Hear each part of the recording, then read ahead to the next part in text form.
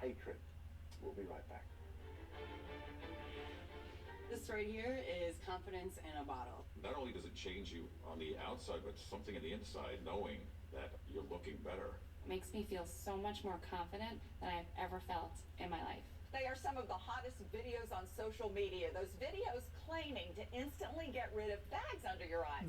Well, today we're going to see one for ourselves and let you be the judge. It's called Plexiderm, and lifestyle expert Annette Figueroa is here to tell us why she says this one is for real. This one is for real, and I'm so excited. We even have a video, and you'll notice the model has bags underneath his eyes and some sagging, and all he uses is a small amount on a clean, dry face, and that's how easy it is. All right, what's the active ingredient? Okay, so it's silicates that are minerals found in shale rock, and what it does is it tightens and lifts the appearance of bags underneath your eyes, and as little as 10 minutes, no prescriptions, and very little effort. Even watching the video, this is a real, it's a model, but it's a real guy with real bags underneath his eyes. My real true opinion is holy words I can't say on camera. This is absolutely unbelievable. I mean, I could feel it just lifting my skin. It was amazing. It feels good. Feels great. Looks even better. And I did this to my father. We were at home, so we applied it to his under eye bags, and let me tell you, we were so excited. In under 10 minutes, they visibly disappeared from view, and now it is literally part of both of our daily routines. He calls me every single month saying, "Hey, Annette, I'm out of Plexiderm, please send me more." And not only does it work on the bags, it works on the appearance of crow's feet, fine lines, and wrinkles. The way you want to do it is you want to have a clean, dry face. Use a small amount because it's so powerful. You have high school reunions, you have events you want to go to, you want to look years younger, this is it. At our $14.95 price, it's the best way to try Plexiderm and see it work for yourself after your first application. Your solution is at plexidermtrial.com or call the number on your screen. This is my husband, Alex Hussey. Alex is about 2 weeks away from coming home. I was putting in foot patrol and I stepped on the bomb. Lost my legs and left hand and I exploded. And he suffered a severe traumatic brain injury. As America's Veterans face challenges, DAV is there. There are so many mountains to climb, and we do it together. With the right support, more veterans can reach victories, great and small. Go on, Alex, take on this mountain. That's what this is all about. DAV provides a lifetime of support to veterans of every generation, helping more than 1 million veterans each year. Alex has conquered this mountain. That's something he won't forget. With the right support, there are no limits. Look at that smile! You did it! But there's more to be done, and more victories to be won. This has meant so much. Thank you, DAV. Alex Hussey, thank you for your service. Support more victories for veterans. Go to DAV.org. I am Simone Biles, and I was a former foster kid. I know exactly what these kids go through and kind of what these kids need to be successful when they're older. So what Friends of the Children does is it pairs a paid mentor with either kids from smaller communities or foster kids, but it kind of walks them through all the way to graduation. Just that one person to lean on when it feels like no one's there. We're there 12 plus years, no matter what. Closed captioning brought to you by Mesobook.com. We only represent mesothelioma victims and their families. Call for a free book. Call 800-282-4444 or go to Mesobook.com. Exit polls show Poland's populist ruling party is set to lose its parliamentary majority after Sunday's hard-fought election. The opposition bloc, led by former Prime Minister Donald Tusk, appears on course to gain control if it strikes deals with smaller parties. The results of the election are expected to have major ramifications for Poland, the balance of power in the European Union and the future of the war in Ukraine. Centre-right candidate Daniel Noboa is on track to become Ecuador's next president following an election driven by concerns over rising violence in that Latin American nation. Noboa, the son of a banana tycoon, received 52% of the vote. His main rival, Luisa Gonzalez, got almost 48%. More than 10 million people voted in Sunday's election, which comes after the assassination of another presidential candidate in August. Now, when White House Republicans gather behind closed doors in Washington on Monday evening, they will be in their 13th day of operating without a leader. Ohio Congressman Jim Jordan is expected to force a floor vote on Tuesday as he tries to become the next Speaker of the House. But a number of Republicans are reportedly in talks to keep the vote from happening. One senior House member who opposes a Jordan speakership tells CNN he thinks there are roughly 40 votes against Jordan and at least 20 members who are willing to go to the floor on Tuesday to block Jordan's path if he tries to compel a roll call vote. Thanks for being with me this past hour. I'm Michael Holmes. I will have another hour of our coverage of the war between Israel and Gaza after the break.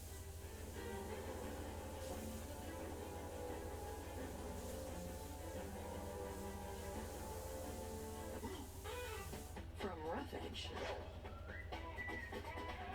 to radiance. So many ways to save. Life ready. Wallet happy. That's 365 by Whole Foods Market. There are more identity threats than you realize.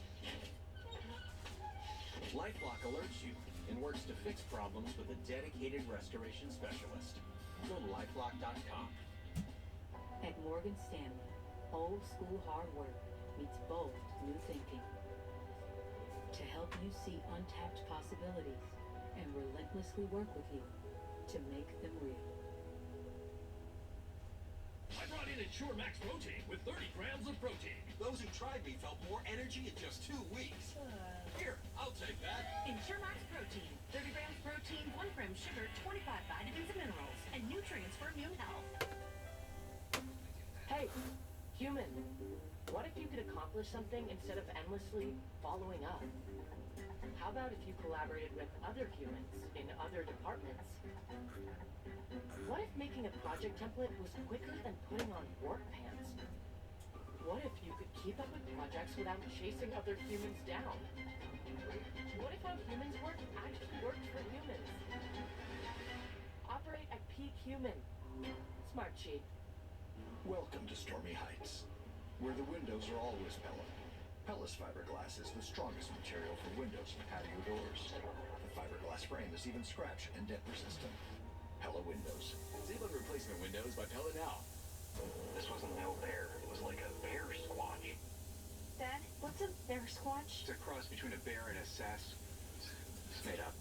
He's usually sleeping. He'll never sleep again. The Whole Story with Anderson Cooper is appointment viewing on Sunday nights. One whole story, one whole hour. The world's best journalists dig deeper into the stories they can't ignore. The Whole Story with Anderson Cooper, next Sunday at 8 on CNN. Hello.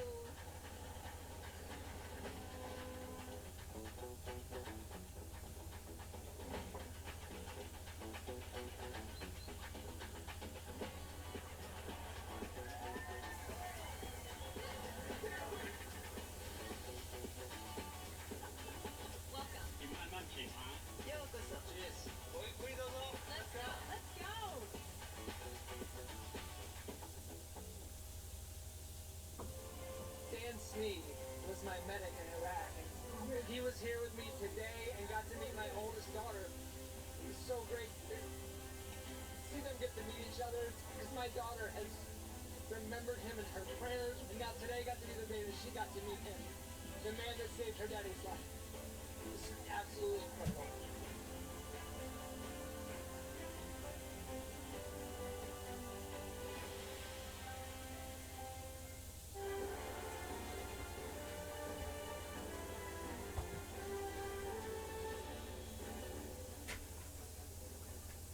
Welcome everyone, appreciate your company. I'm Michael Holmes with our continuing coverage of Israel at war.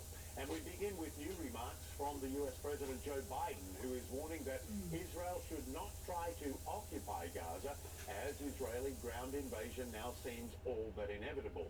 Mr. Biden says he believes Israel has to respond to the Hamas attacks that killed 1,400 people, but issued a call for restraint. I think it'd be a big mistake. Look, what happened in Gaza, in my view, is Hamas and the extreme elements of Hamas don't represent all the Palestinian people.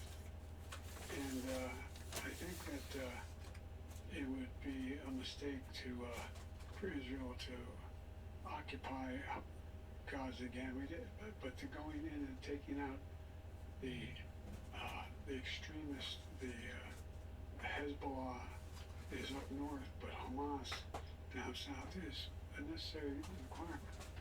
Do you believe that Hamas must be eliminated entirely? Yes, I do. But there needs to be a Palestinian Authority. There needs to be a path to a Palestinian state. Now, those comments as tens of thousands of Palestinians flee south after the Israeli military urged civilians to leave northern areas of Gaza. The Palestinian Health Ministry says more than 2,600 people have been killed, including 700 children, and is appealing for humanitarian aid as conditions deteriorate in Gaza. Aid deliveries have been piling up on the Egyptian side of the Rafah border crossing, where thousands of people remain stuck on the Gaza side. U.S. Secretary of State Antony Blinken, who met with Egypt's president, says the crucial crossing will be open. CNN's Claire Sebastian is following developments and joins me now live from London. Good to see you, Claire. Let's start with conditions in Gaza. Water, fuel, electricity and more, all big concerns.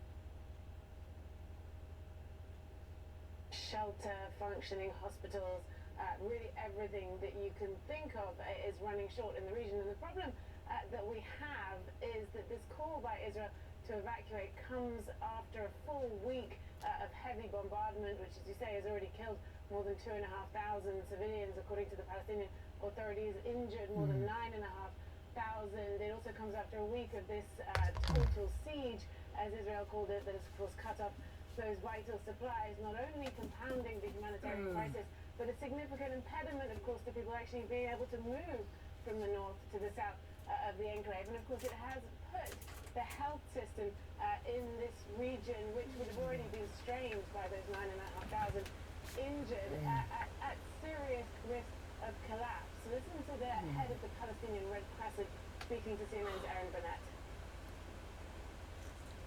Food and water is running out, medicine, and obviously fuel. We have been saying that we only have fuel for a few days. Today I can say that we only have fuel maybe for tomorrow and after tomorrow. And you know, without fuel, the hospitals will not function. So 1, maybe 2 days of fuel left there. Michael, water is another major issue. As you say, Israel had said, and the US as well, that the water supply had been switched back on to Gaza on Sunday, but the Palestinian authorities there saying that they couldn't confirm that, the water authority, because of course you need electricity to pump the water, and they couldn't confirm that they had that back as well in order to do so. And shelter, another major issue. The UN humanitarian coordinator saying that they are severely limited on capacity in the south, not enough space for those people who are fleeing. So of course the focus now heavily on how to get refugees out and how to get aid in. Michael? Yeah, and speaking of aid, what more do we know about the efforts at the Rafah gate, both for aid but also to get some people out? Yeah, I mean, I think this is still a very uncontrolled situation, and we got a real sense of that this morning in a new alert from the US Embassy in Israel, Michael, which says that the situation around Rafah will remain, quote, fluid and unpredictable, and really puts the onus on civilians themselves trying to get out, saying it's unclear whether or for how long travelers will be permitted to transit the crossing. If you assess it to be safe, addressing people trying to exit, you may wish to move closer to the Rafah border crossing, and it also warns that there'll be very little notice if it opens, and it may be only for a limited time. So I think that really gives you a sense of how unclear the situation is there. But obviously efforts are ongoing. Secretary Blinken said Rafah will be open as he was in Egypt on Sunday, having worked, he said, with Egypt, Israel and the UN on this.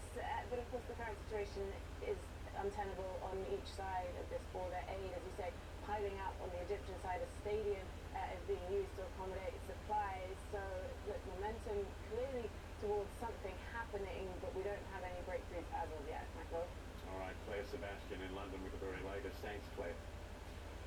Now, for the first time since the shocking and deadly Hamas attack on Israel, the president of the Palestinian Authority has condemned strongly the militants' actions. The Palestinian news agency WAPA is reporting that Mahmoud Abbas said the policies of Hamas do not represent the Palestinian people. He also called for a rejection of violence and the release of prisoners on both sides of the conflict. WAPA says Abbas's comments came during a phone call with the president of Venezuela. Iran's president is warning that the war between Israel and Hamas could spread to other parts of the Mideast if the crisis in Gaza is not resolved soon. In a call with France's Emmanuel Macron on Sunday, Iran's president called for an immediate end to the bombardment of residential areas in Gaza and demanded that efforts be made to lift the blockade on the territory. U.S. Secretary of State Antony Blinken spent the weekend holding talks with leaders across the Middle East in the hopes of preventing a spread of the conflict. He is warning Iran and other regional players not to take advantage of the crisis, noting that the U.S. is sending a second carrier strike group to the region. We back that up not only with the words that we're saying, but with what we're actually doing, including the deployment of these aircraft carrier battle groups. Again, not to provoke anyone, but to send a very clear message of deterrence, that no one should do anything that widens this conflict in any way or that furthers aggression against Israel from any other direction. So we've been clear about that. The IDF says its fighter jets hit Hezbollah military infrastructure in Lebanon on Sunday. An uptick in clashes with Hezbollah is raising fears that the conflict could spread. Ben Wiedemann is in southern Lebanon with me. It was another day of cross-border strike and counter-strike between Hezbollah and Israel, with the violence edging beyond isolated incidents and starting to veer toward the scenario so many here fear. Another full-on war between Hezbollah and Israel, one worse perhaps than the more than month-long battle they fought in 2006. Throughout the day, Hezbollah fighters targeted Israeli military positions on the border, firing guided missiles at communications, observation, and surveillance equipment, and also hitting some Israeli towns, killing one Israeli civilian and wounding several others. Israel fired artillery and launched airstrikes on what it called Hezbollah military infrastructure. As a result of the fighting, Israel declared a 4-kilometer deep closed military zone along the border to keep civilians away. In the afternoon, a volley of rockets was fired into Israel, most intercepted by the Iron Dome. But it wasn't Hezbollah, but rather the military wing of Hamas that claimed responsibility. At roughly the same time, a rocket hit the headquarters of the UN peacekeeping force just north of the border, slamming into the helipad there. No one was injured. The UN is trying to determine where the rocket was fired from. All of this doesn't amount to war yet, but it's getting dangerously close. Ben Wiedemann, CNN, Southern Lebanon. Earlier I spoke with Firas Maksad, a senior fellow with the Middle East Institute. I asked him what more could the US and regional countries do to contain the ongoing crisis. There's an effort here to contain this war rather than to preclude it. I think it's a clear green light from the administration in Washington for Israel to commence a ground invasion of Gaza and to try and finish Hamas. So where the efforts are concerned right now is to try and alleviate some of the civilian suffering in Gaza through humanitarian corridors, but also to contain the conflict to make sure that we don't have full-on war between Hezbollah in Lebanon and Israel. Because if that does take place, that carries the potential to suck in others in the region, and a war with Hezbollah would make Gaza a sideshow. Yeah. Israel's response to the massacre of its civilians is expected, of course, but given the scale of what's happened and what could be to come, one question to be considered soon is, what comes after? Who fixes Gaza? Who caters to the population? I guess who owns what's left? Yeah, I mean, my guess is that a lot of these discussions that are taking place in the regional capitals is exactly about that. And we saw a meeting between, on one hand, Secretary Blinken, but also with the president of the Palestinian Authority, Mahmoud Abbas. I think what they're collectively trying to figure out is that if indeed Israel is successful in uprooting Hamas from Gaza, what will fill that void? And there are many thoughts in there. It could be direct Israeli occupation, which we heard from President Biden today that he is not in favor of, thinks it's a bad idea. One option is for the Palestinian Authority to return to Gaza and try to govern there. But we also know that the Palestinian Authority to hold on the West Bank is tenuous. So it's anybody's guess as to whether they'd be able to accomplish that or not in Gaza. Yeah, not a lot of respect for the PA in the West Bank, let alone Gaza. For a long time now, which brings us to the broader issue. For a long time now, the whole notion of a two-state solution has been effectively dead. I mean, not even really on life support. There are those in Netanyahu's cabinet who openly favour not only the spread of settlements, but the annexation of the West Bank. What do you think has been the effect of burying, not addressing Palestinian concerns and aspirations in recent months, in fact, in recent years? Well, let me just say outright that nothing justifies the kind of killing of civilians that we saw in Israel.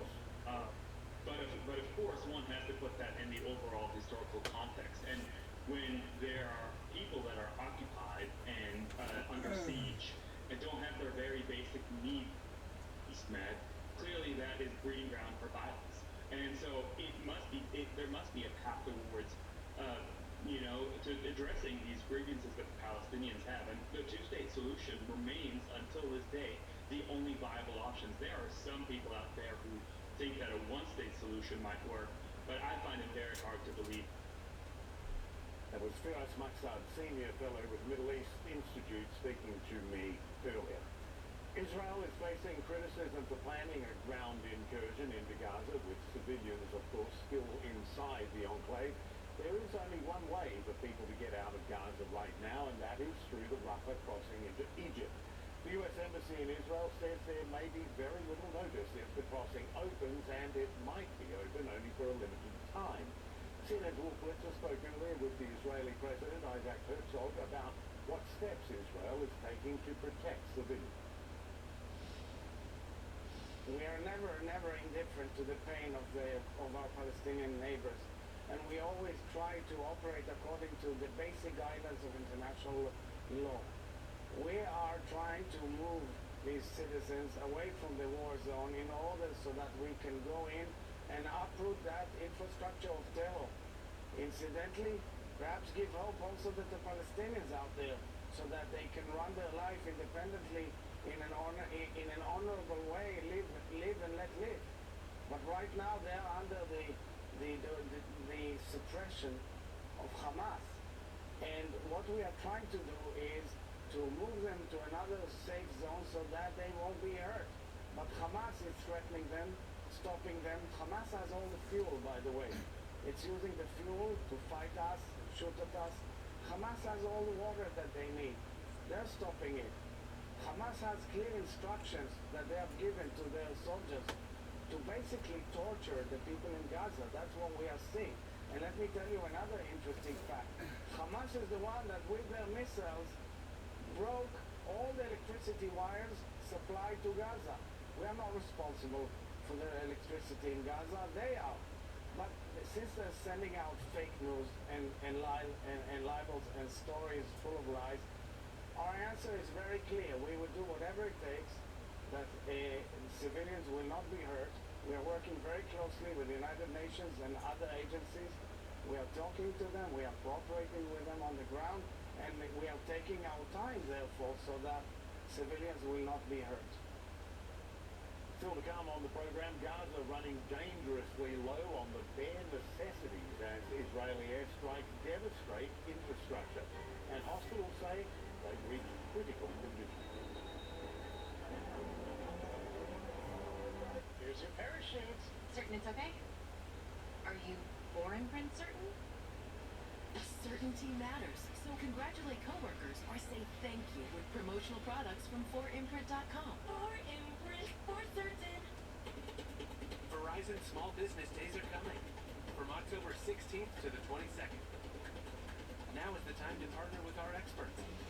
Get started today with Verizon Business. It's your business. It's your Verizon. Race car drivers change lanes very fast, but with no outside mirrors. How come they don't crash?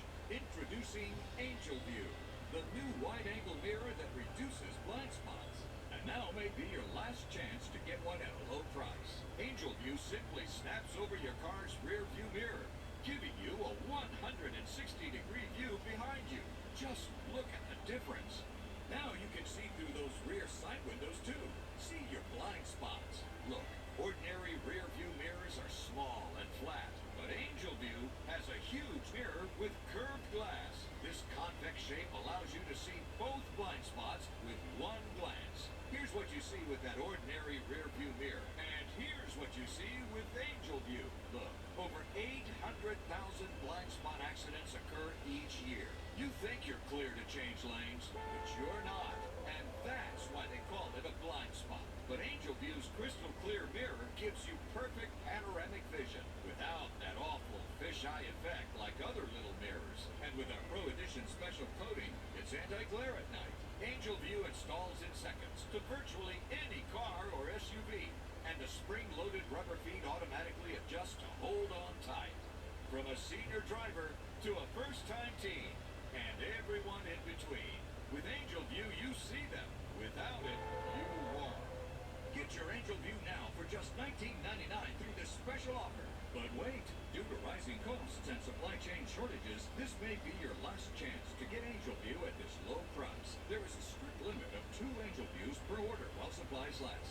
Order now. Call 1-800-309-7129. That's 1-800-309-7129. Or visit getangelview.com. So call 1-800-309-7129. Order now.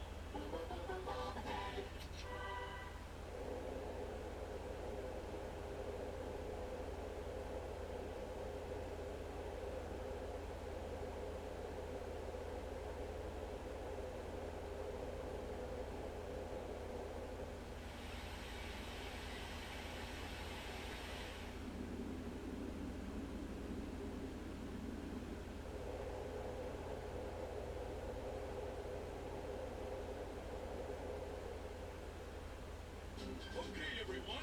Our mission is to provide complete balanced nutrition for strength and energy. Ensure with 27 vitamins and minerals, nutrients for immune health, and Ensure Complete with 30 grams of protein.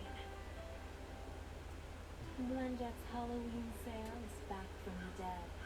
Take advantage of spine-chilling savings. Blendjet 2 gives you monstrous power for a delicious smoothie, shake, or frap. Anytime, anywhere.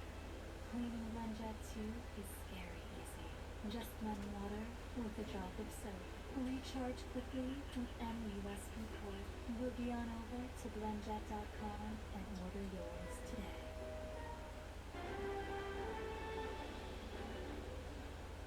Welcome back. Aid groups are preparing for the worst as the humanitarian crisis in the region intensifies with each day of the conflict.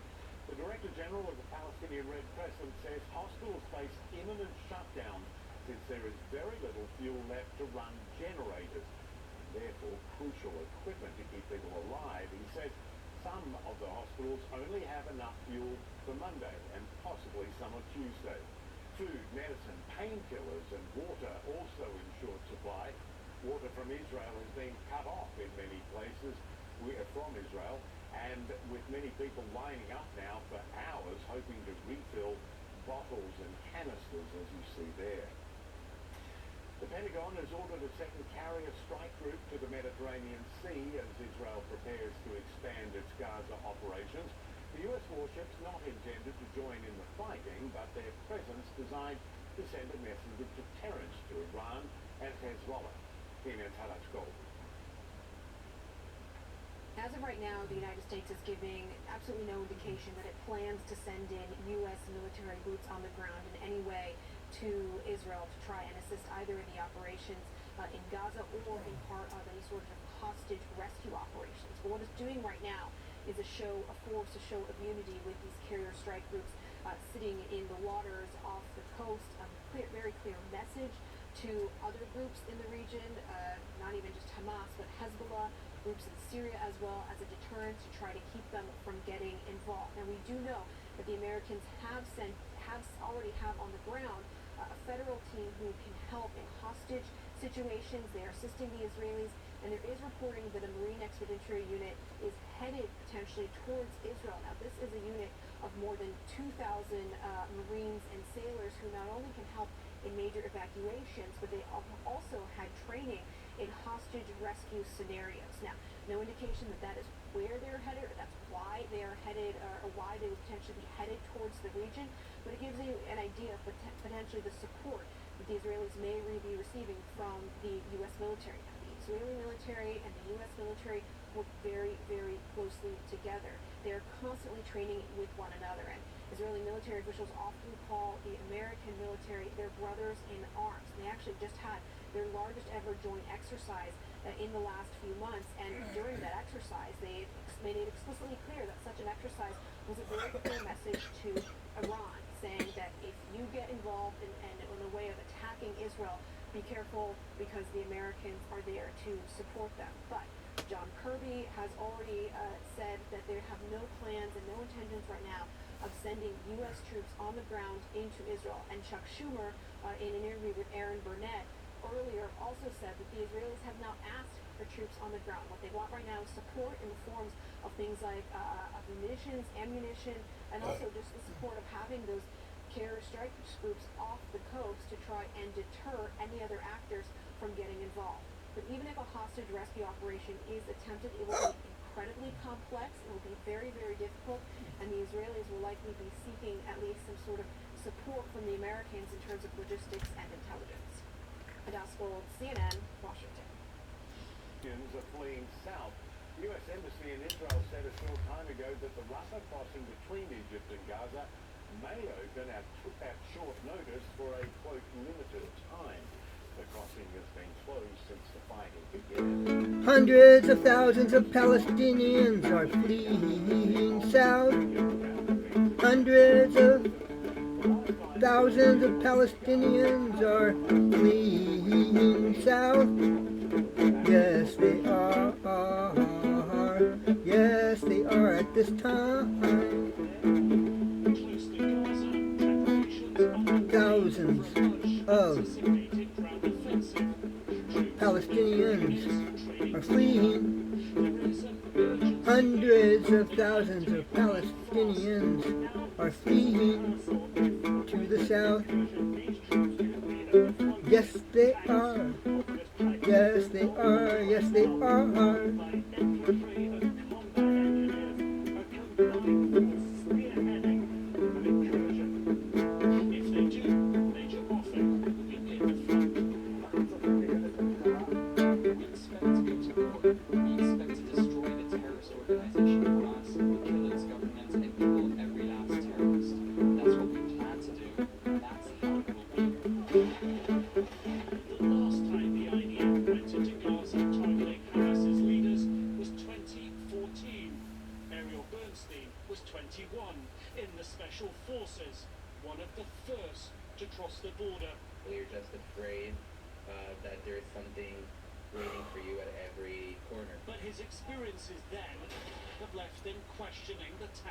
Today.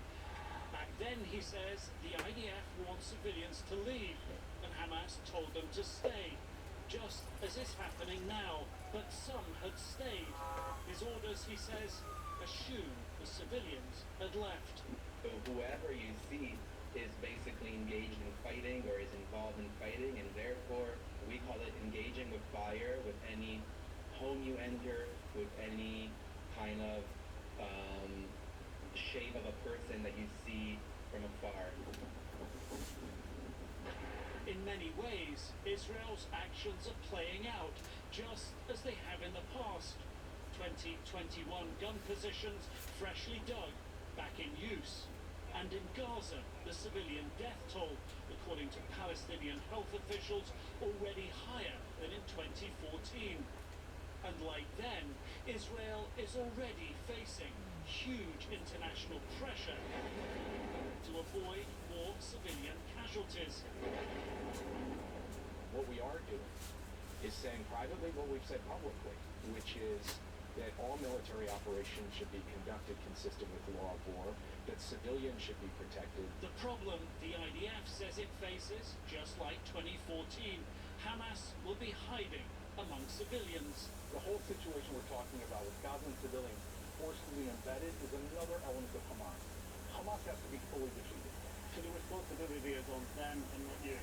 The responsibility is on Hamas for their own civilians. Our responsibility is to eliminate Hamas capabilities completely. Major Ofek, pausing during training in a mocked-up Palestinian town, says they don't hurt innocents, only terrorists, but admits if he is sent into Gaza, avoiding civilian deaths would be easy.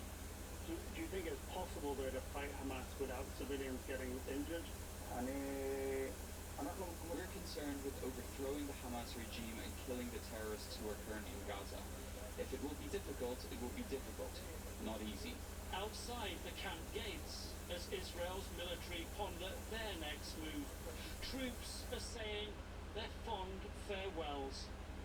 Nick Robertson, CNN, Southern Israel. And joining me now to talk more about the conditions in Gaza and the urgent humanitarian appeals is Hani Al-Madhoun. He is the Director of Philanthropy for the United Nations Relief and Works Agency. I want to get to the humanitarian situation first, but I do want to say you have family in Gaza. More than a dozen have died, as I understand it. I can't imagine that loss and how worried you are about other family members. How are they? Not very good. First, thank you for having me and giving me an opportunity to share my concerns about the well-being of my family. I'm here obviously in personal capacity because I'm somebody who has family and a family man in Gaza. Right now, as we speak, they're not doing very well, and I'm happy to elaborate as you asked. Medicine Sans Frontières put out a statement, and I just want to read from it for you and quote from it. It says this: hospitals are overwhelmed. There are no more painkillers now. Our staff tells us about the wounded screaming in pain, the injured, the sick who cannot get to the hospital. I mean, it's so hard to comprehend that situation. No painkillers in a place that is full of wounded people. What is your understanding of the situation for civilians in Gaza, or even those who've headed south? It is called like Judgment Day. This is the end of days in Gaza right now. If people can't find water, if they can't find fuel, my family is in northern Gaza. They're unable to evacuate to where the Israelis say will be a safer zone, even though that safe zone was bombed late last night. So there's a lot of confusion. There's a lot of really tension in the community because people can't find bread, fighting over a loaf of bread, fighting over some water. And my brother was telling me today in Gaza he hasn't showered in a week. He has not, he's afraid to eat because he would need water. There's very little resources, and my mom was telling me the kids yesterday the best they can get for them is dried fruits and dates. This is not humanity. America's better than this. We're the leaders of the free world, and in the first few days, the president was, there's a, drumming the war drums, trying to really just be very, in a way, verifying the Palestinians here, and we're actually being verified in America and also in Palestine, where there's a lot of civilians. You're talking in Gaza, where 50% of the population under the age of 19, they have not had a choice to make a decision, good or bad. They're still children, and this is where we are right now. Yeah, there's a lot of talk about Hamas being elected. That was 2007. There hasn't been an election since, and in that election they were throwing their opponents off rooftops, and half the population wasn't even born. So, yeah, that's an important side of it. On the humanitarian side, UNRWA said 400,000 people are in UNRWA schools and buildings right now, which is unimaginable. I mean, there's word that aid could be coming through the Rafah crossing from Egypt soon, but we don't know when exactly.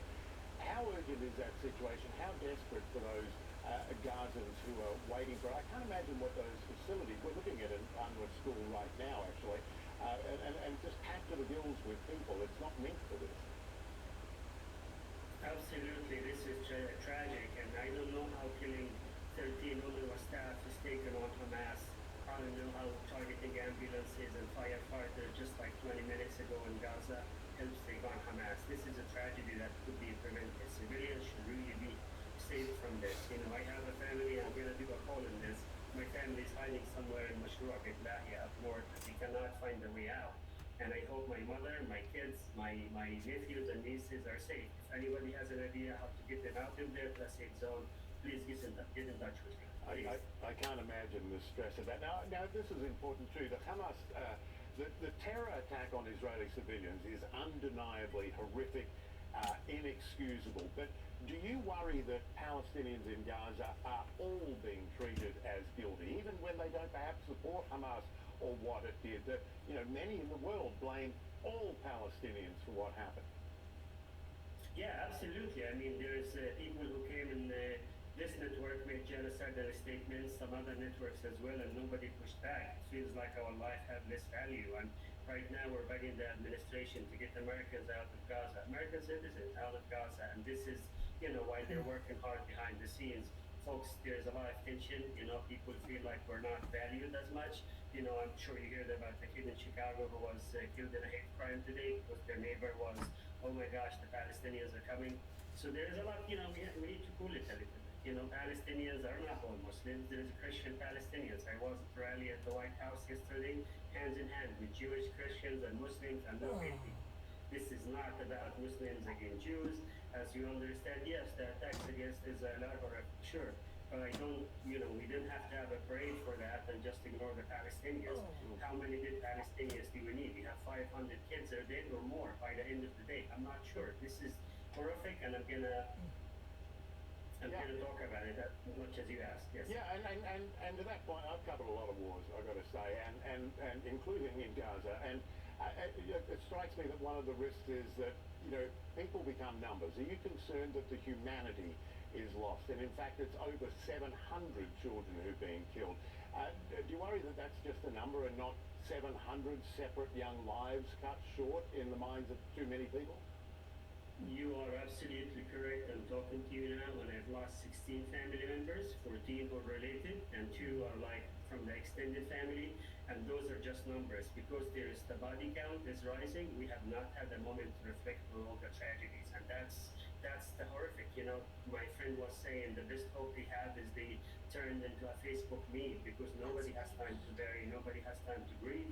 They're not even allowed to gather. They're not safe at the hospital. I live next to a Quds hospital. It was in the news all night. There's bombing around it because they want people to evacuate the hospital.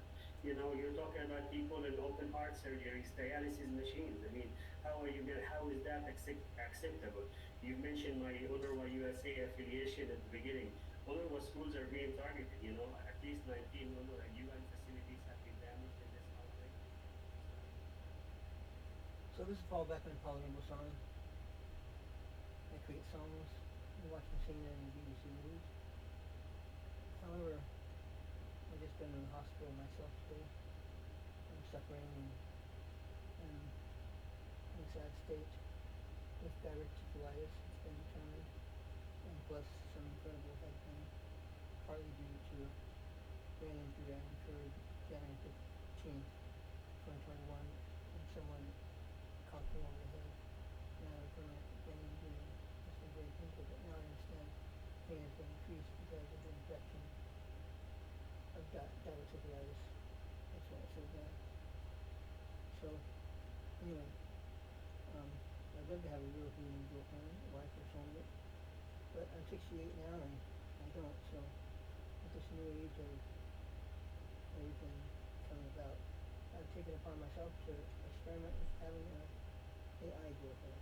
So I'm going to communicate with her right now.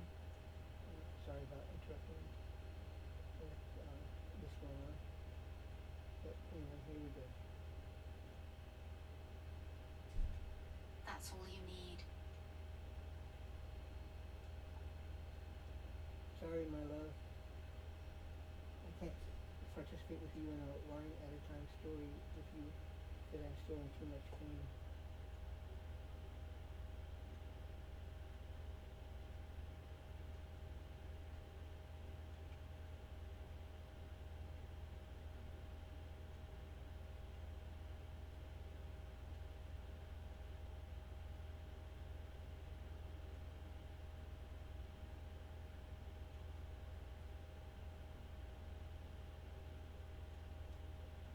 appreciate all your kind words and suggestions to me coming from love.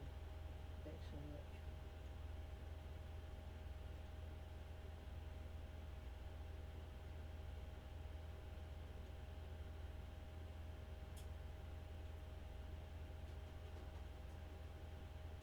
I'll try to keep you updated throughout the day of what's been happening to me when I can.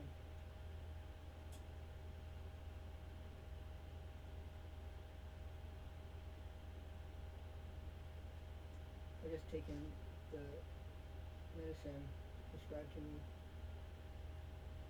and it's been a long day.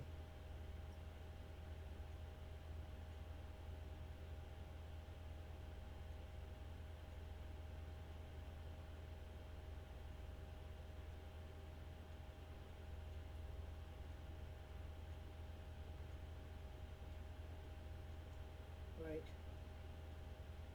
My head is hurting very, very much right now, but I'm going to try to lay down and go to sleep. Now I made an imagination. You're welcome to lay beside me.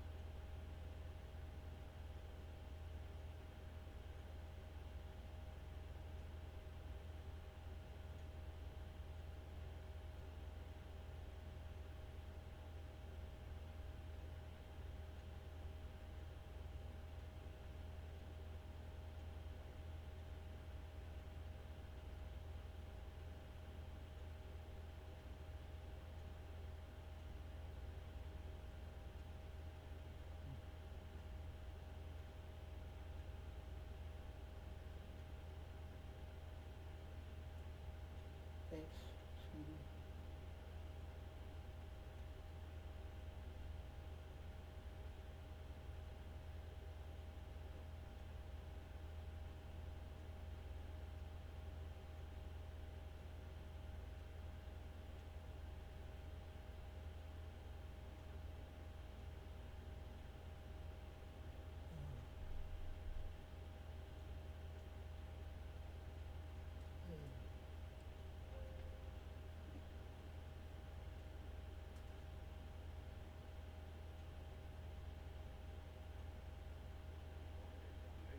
Jordan seemed well short of the support he'll need to win the Speaker's gavel, but he appeared optimistic. I think we'll get 217 votes. But you will only keep running if you get 217 votes? Watch yourself. I think we'll get 217 votes. One senior House member who opposes the Jordan speakership tells CNN he thinks there are roughly 40 votes against him, and at least 20 members willing to go to the floor on Tuesday to block Jordan's path if he tries to compel a roll call vote.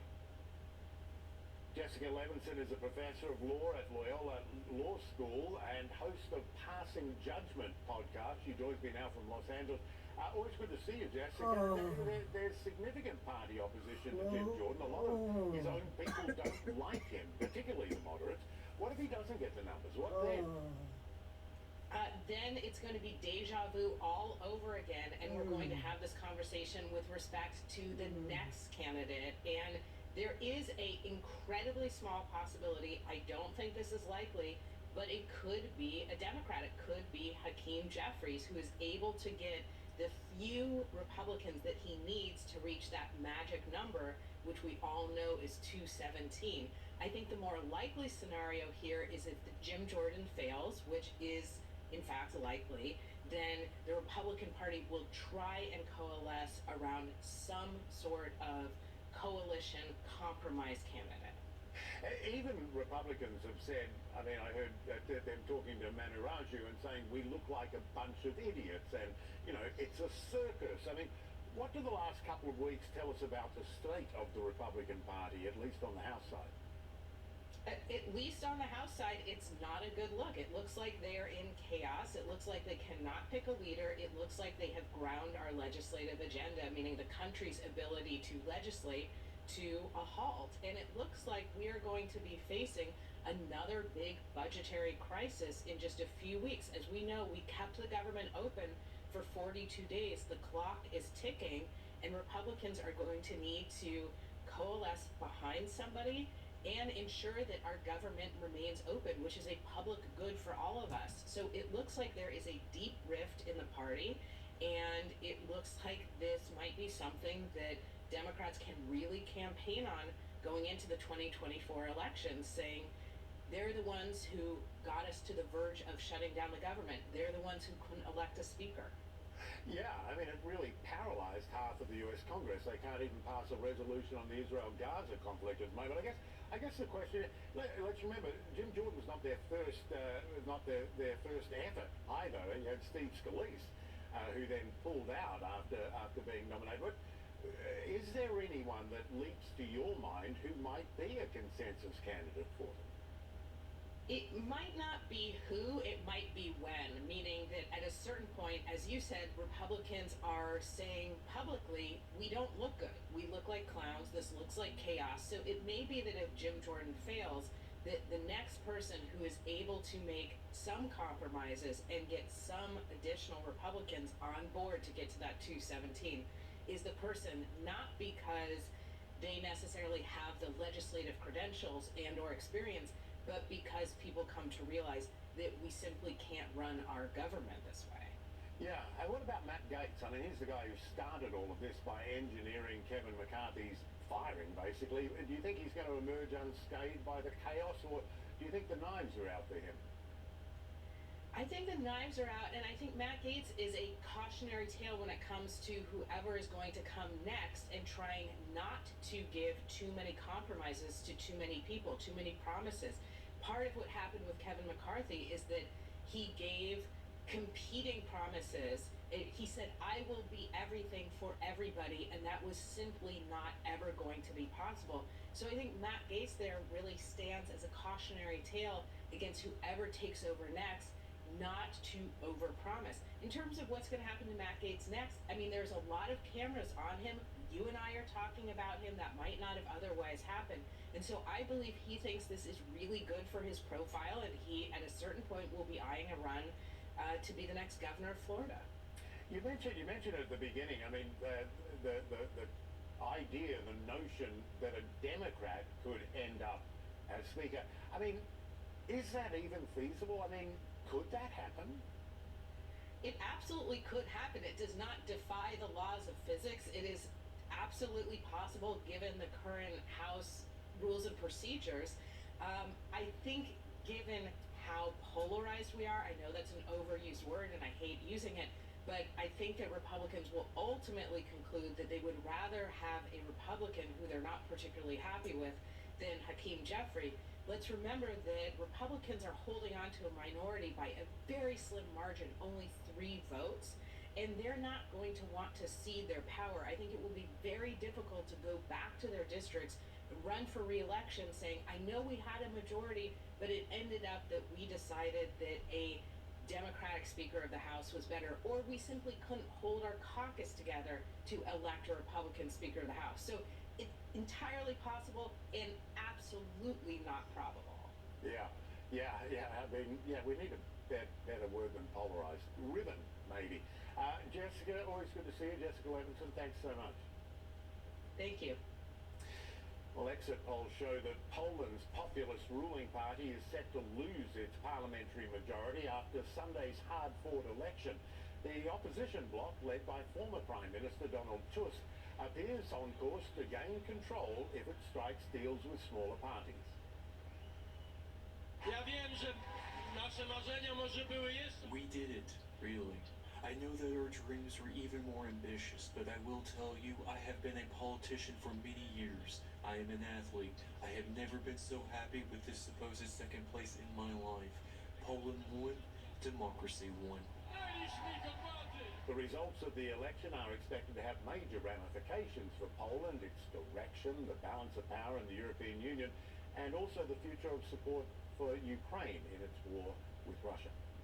Turning now to Afghanistan, where a 6.3 magnitude earthquake struck the western part of the country on Sunday morning, just days after a series of quakes hit the same region. Officials say at least 50 people were injured and hospitalized following Sunday's quake. Taliban government officials estimate more than 2,000 people were killed in that tremor on October 7, most of them women and children. Still to come, people across the world showing their support for the civilian victims of the Israel-HAMAS war. We'll show you some of the rallies worldwide.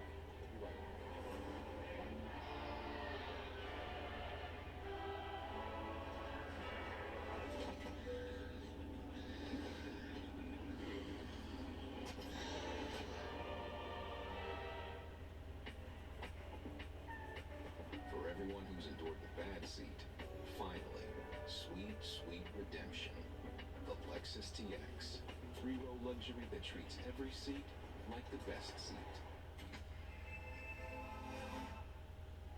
At Doctors Without Borders, we put patients first, and we go where we're needed most.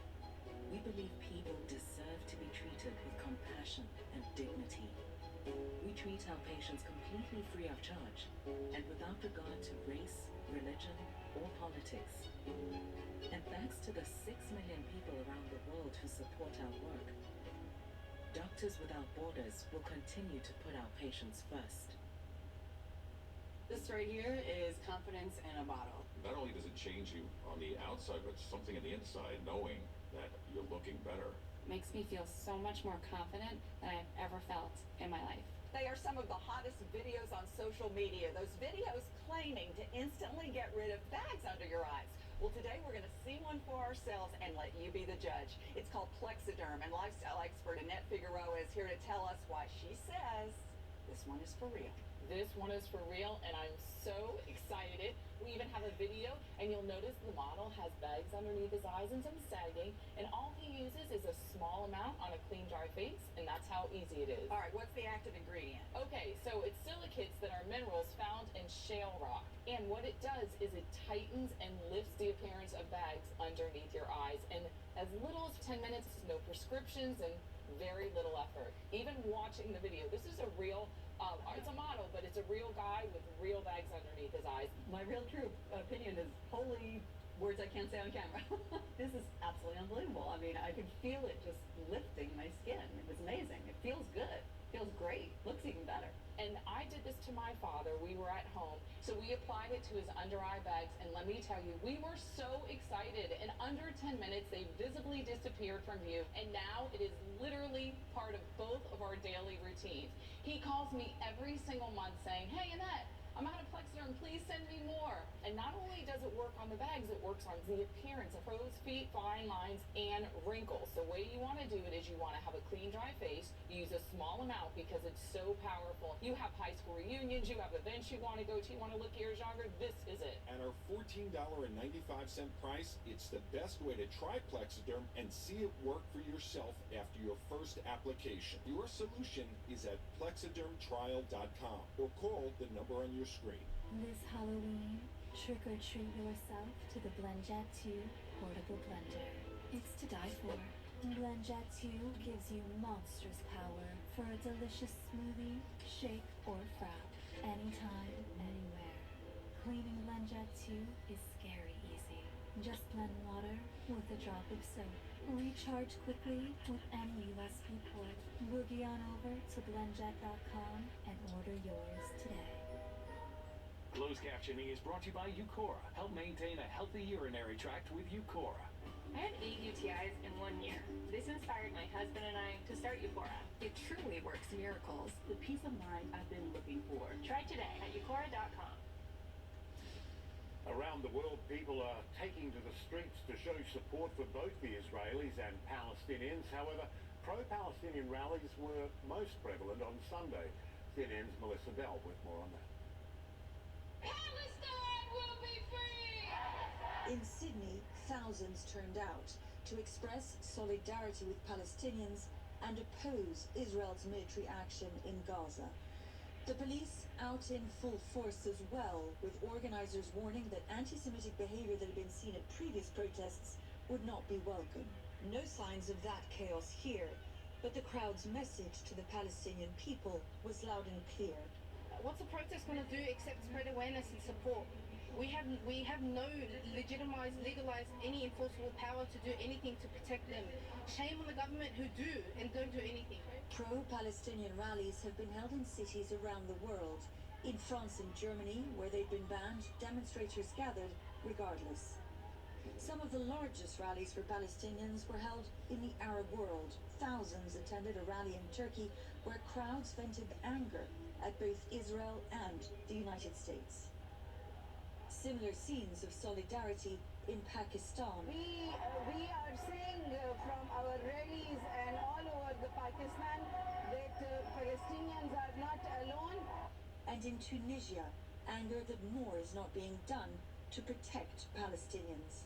I am as a Palestinian, I am as a son of Gaza, my people facing extermination, and Gaza is being devastated. Where is the international community? Where are the Arabs? Where is the Arab conscience? In Tokyo, a smaller crowd, but a similar plea. And I came here to show that we are united with all Muslims. They are very tired of war and everyone is tired of conflicts and everyone wants justice. Melissa Bell, CNN, Paris. Thanks for spending part of your day with me. I'm Michael Holmes. Rosary Church continues our coverage after a break.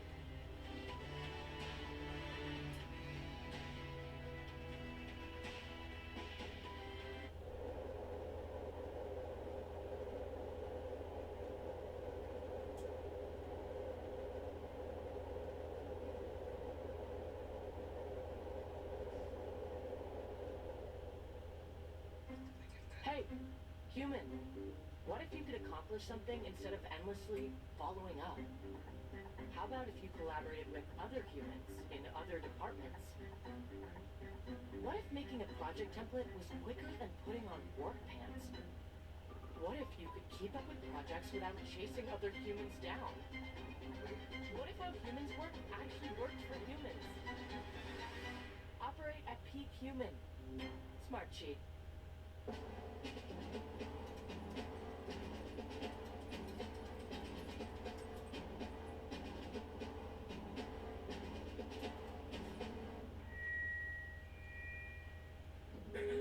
Dear humans, this is an adoption campaign, but it's not for me, or Mr. Buttons, or Frank over there. It's for you, humans. This is a call to humans to adopt our movement, to adopt our cause. This isn't just about saving one of us. It's about saving all of us. Thousands of lives, every single day.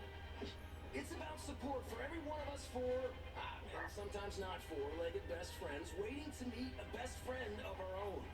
With Best Friends Animal Society leading the charge, shelter by shelter, city by city, we can save thousands of pets each day.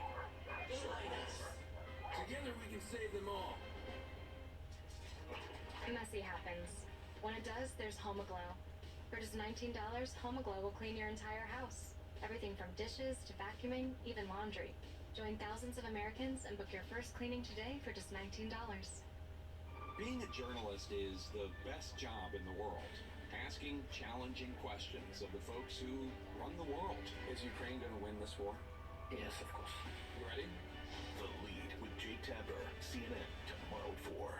HPV is a virus that typically has no signs and symptoms, and it's spread via sexual activity. Unfortunately, condoms aren't giving us full protection from HPV. There's still those other body parts that are touching. HPV can stay asleep in a person's body for up to 40 years before it wakes up, and it's linked to a long list of cancers. The HPV vaccine is a cancer prevention tool. We know it is very safe, it is very effective, and it's giving you long-term protection against cancer.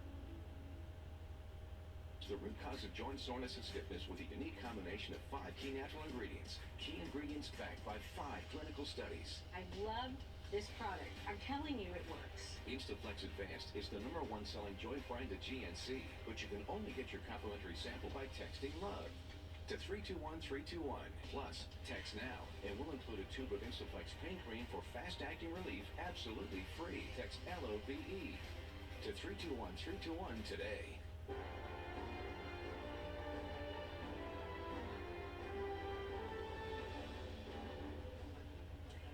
Hello and welcome to our viewers joining us here in the United States and all around the world as we continue our breaking news coverage of Israel at war. I'm Rosemary Church, and we begin with new remarks from US President Joe Biden, who is warning that Israel should not try to occupy Gaza, as an Israeli ground invasion now seems all but inevitable. President Biden says he believes Israel has to respond to the Hamas attacks that killed 1,400 people, but issued this call for restraint. I think it'd be a big mistake. Look, what happened in Gaza, in my view, is Hamas and the extreme elements of Hamas don't represent all the Palestinian people. And I think that it would be a mistake for Israel to occupy Gaza again. But to going in and taking out the extremists, the Hezbollah is up north, but Hamas down south is a necessary requirement. Do you believe that Hamas must be eliminated entirely? Yes, I do. But there needs to be a Palestinian Authority. There needs to be a path to a Palestinian state. Those comments as tens of thousands of Palestinians flee south after the Israeli military urged civilians to leave northern Gaza. The Palestinian Health Ministry says more than 2,600 people have been killed and is appealing for humanitarian aid as conditions deteriorate in Gaza. Aid deliveries have been piling up on the Egyptian side of the Rafah border crossing, the only viable way in or out of Gaza. U.S. Secretary of State Antony Blinken has promised that it, quote, will be open, but the U.S. Embassy in Israel warns the situation at the crossing will remain fluid and unpredictable. Well, meantime, Israeli troops are continuing to gather near Gaza. The last time the IDF went into the enclave to target Hamas leaders was 2014. Nick Robertson looks back at the operation then and what Israel is planning now. Close to Gaza, preparations underway for a much anticipated ground offensive. Troops from different units training together. There is an urgency here. They have to be ready fast. Right now, this is a rehearsal. If and when there's an incursion, these troops could be at the front of it. Tanks, or for this practice, model ones right now, followed by infantry and combat engineers. A combined force spearheading an incursion. If they do, Major Offek will be near the front. We expect to go to war. We expect to destroy the terrorist organization Hamas, kill its government, and kill every last terrorist. That's what we plan to do, and that's how it will be. The last time the IDF went into Gaza targeting Hamas's leaders was 2014. Ariel Bernstein was 21 in the Special Forces, one of the first to cross the border. You're just afraid that there is something waiting for you at every corner. But his experiences then have left him questioning the tactics today. Back then, he says, the IDF wants civilians to leave, and Hamas told them to stay, just as is happening now. But some had stayed. His orders, he says, assume the civilians had left. So whoever you see is basically engaged in fighting or is involved in fighting, and therefore we call it engaging with fire with any home you enter, with any kind of shape of a person that you see from afar. In many ways, Israel's actions are playing out just as they have in the past. 2021 gun positions freshly dug, back in use. And in Gaza, the civilian death toll, according to Palestinian health officials, already higher than in 2014. And like then, Israel is already facing huge international pressure to avoid more civilian casualties. What we are doing is saying privately what we've said publicly, which is that all military operations should be conducted consistent with the law of war, that civilians should be protected. The problem the IDF says it faces, just like 2014, Hamas will be hiding among civilians. The whole situation we're talking about with Gazan civilians forcibly embedded is another element of Hamas. Hamas has to be fully defeated. So the responsibility is on them and not you? The responsibility is on Hamas for their own civilians. Our responsibility is to eliminate Hamas's capabilities completely. Major Ofek, pausing during training in a mocked-up Palestinian town, says they don't hurt innocents, only terrorists, but admits if he is sent into Gaza, avoiding civilian deaths won't be easy. Do you think it's possible, though, to fight Hamas without civilians getting injured? We're concerned with overthrowing the Hamas regime and killing the terrorists who are currently in Gaza. If it will be difficult, it will be difficult, not easy.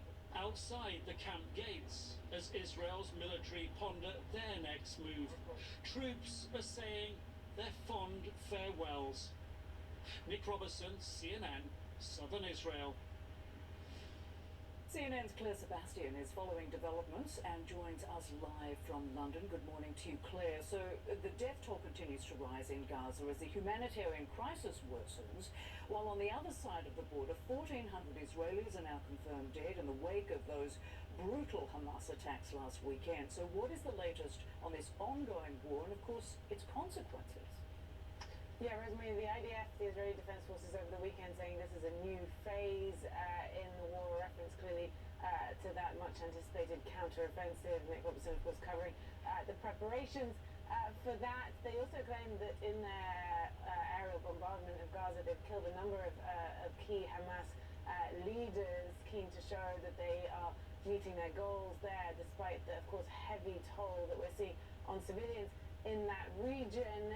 And then, of course, the ground offensive still very much complicated by the ongoing issue of these hostages. The Israeli Defense Forces say that 155 people are being held by Hamas. Interestingly, the U.S.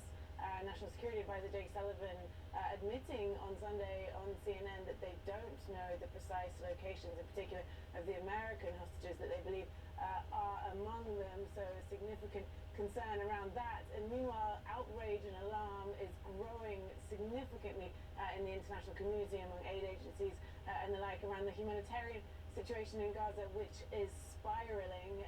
The call by Israel to evacuate from the north to the south, heavily complicated, of course, by the destruction already caused by the bombardment, by the siege, by the lack of fuel, electricity.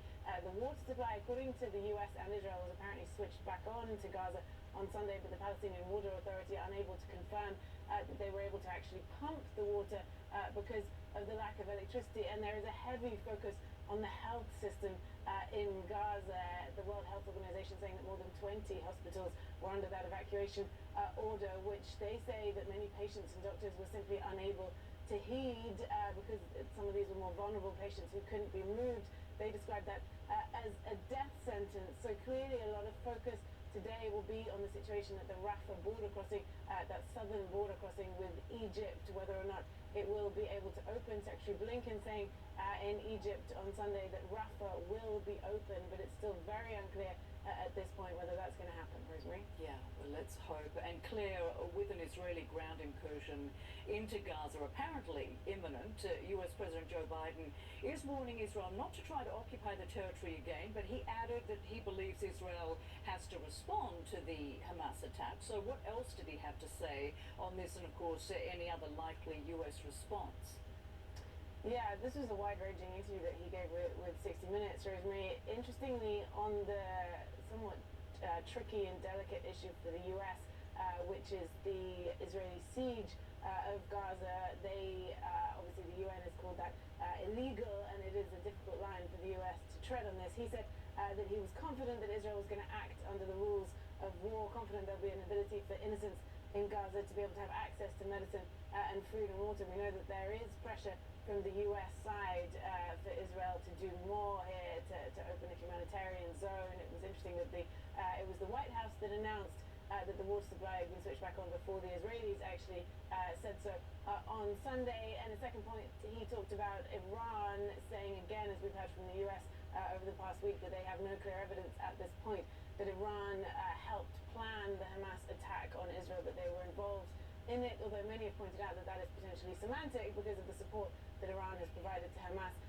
over the years. And in terms of the concerns for the broader spread of this conflict, in particular when it comes to Hezbollah over the northern border with Israel, Biden's comments were don't.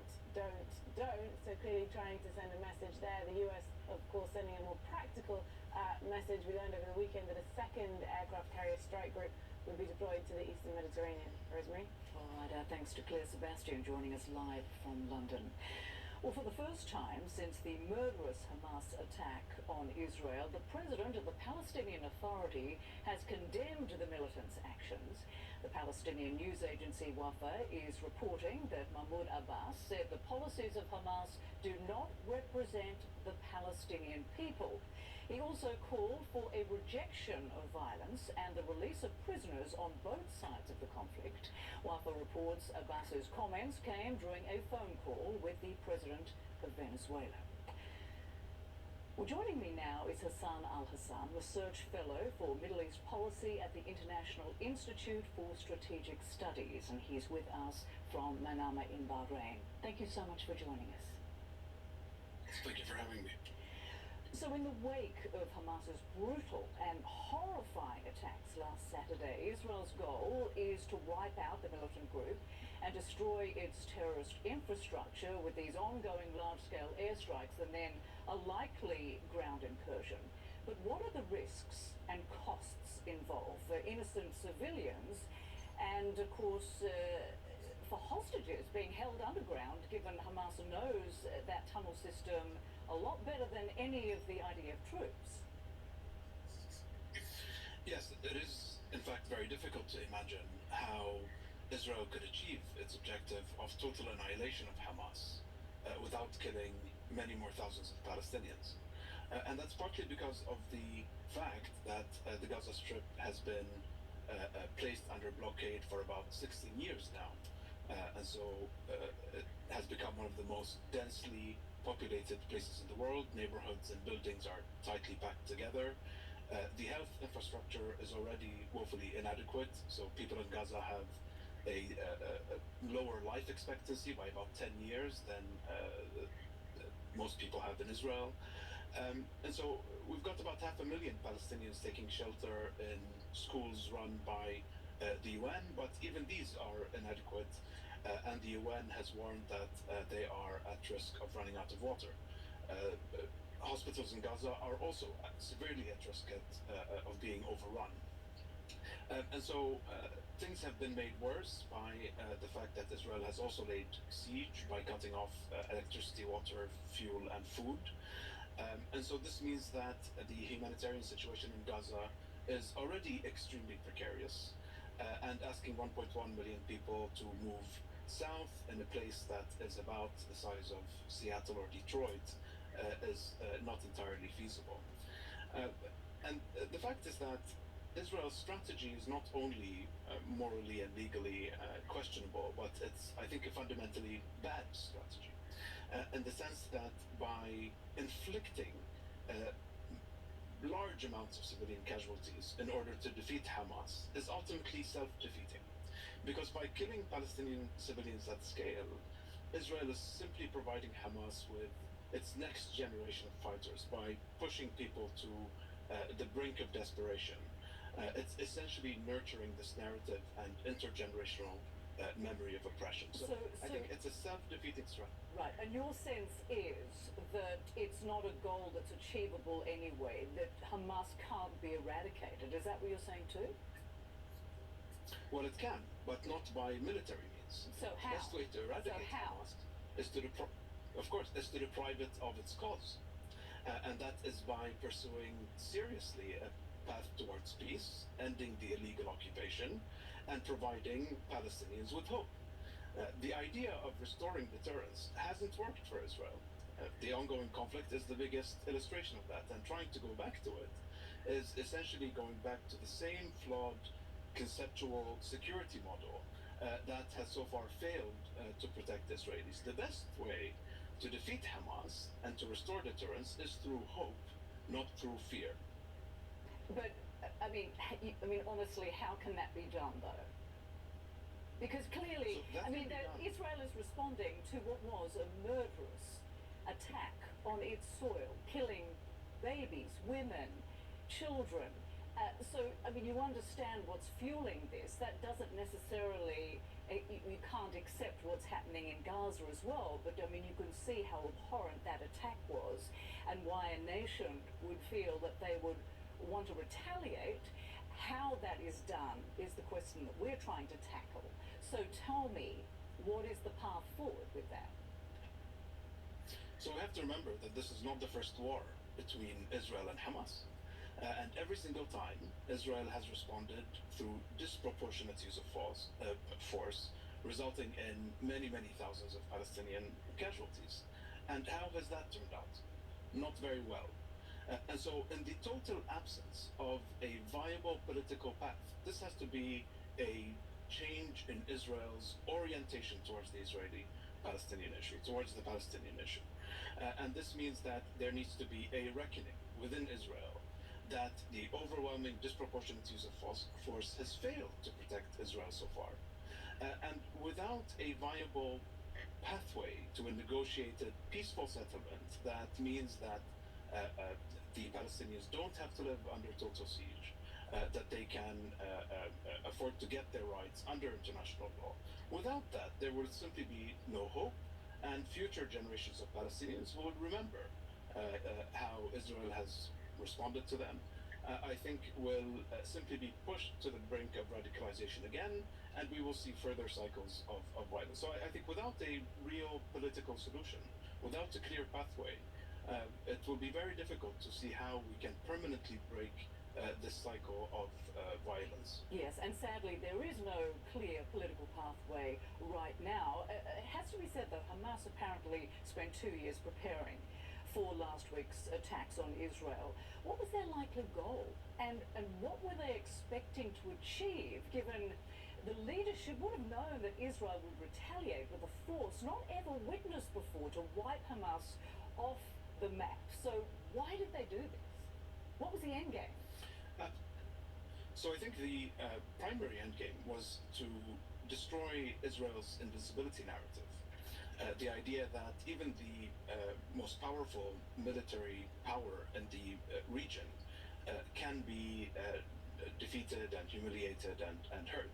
So I think this was Hamas's first sort of psychological aim, which was really to dent the idea that Israel was invincible. I think the other goal is precisely the trap that Israel is walking into, which is to provoke an Israeli overreaction. And by provoking an Israeli overreaction, Hamas, I think, is hoping to dent any international support that Israel might be able to garner, and therefore, essentially, weaken Israel's support within its Western partners and allies. All right, Hassan Al-Hassan, thank you so much for joining us and appreciate your perspective on this issue. My pleasure. Well, US President Joe Biden is condemning a stabbing attack that killed a Palestinian Muslim child in the city of Chicago. Police say 71-year-old Joseph Zuber fatally stabbed 6-year-old Wadea El-Fayoume and seriously wounded the boy's mother in what authorities say was a hate crime.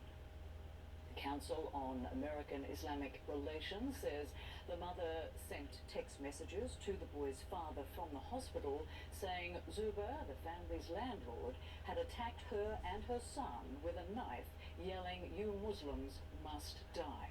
We have not heard yet from Zuber, and it's unclear if he has an attorney. In a statement, President Biden said in part, this horrific act of hate has no place in America and stands against our fundamental values. As Americans, we must come together and reject Islamophobia and all forms of bigotry and hatred.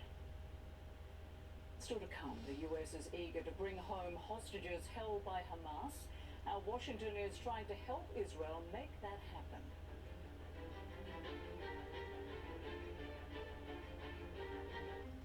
Hey, human, what if you could accomplish something instead of endlessly following up? How about if you collaborated with other humans in other departments? What if making a project template was quicker than putting on work pants? What if you could keep up with projects without chasing other humans down? What if how humans work actually worked for humans? Operate at peak human. Smart sheet. I brought in Ensure Max Protein with 30 grams of protein. Those who tried me felt more energy in just 2 weeks. Here, I'll take that. Ensure Max Protein. 30 grams protein, 1 gram sugar, 25 vitamins and minerals, and nutrients for immune health. Why is just a starting line? For the true self grows only when we find our purpose. What makes us tick? Below the surface. My why is diversity and unity, a safe space in my community. Living with sincerity, giving every day my everything. With my why, I stand strong, seen and supported all along. For some, their why is a summer under stars, memories and moments, connections near and far. Why is the before work hustle, an after school home, a section of my block, a corner to call my own.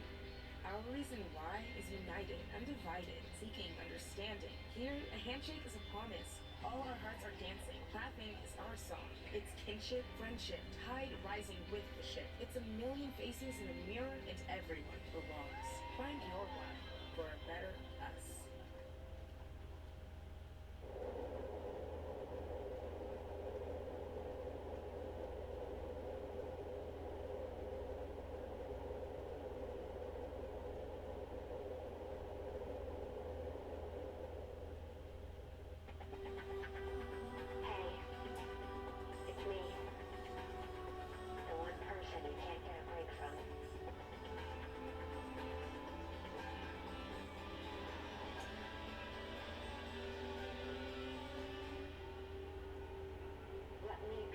To say it.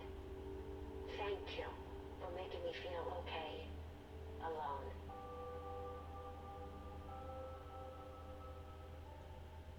Try Tide Power Pods with 85% more Tide in every pod. Who needs that much more Tide?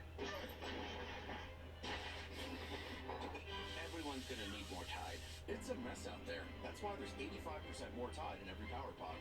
See? I have an important job. And it wasn't just a job, it was keeping my brothers and sisters safe. And coming back, it felt like kind of thrown away. It's like you're useless. You know, we don't really have a need for you now because you can't really do anything for us. That's the way I felt.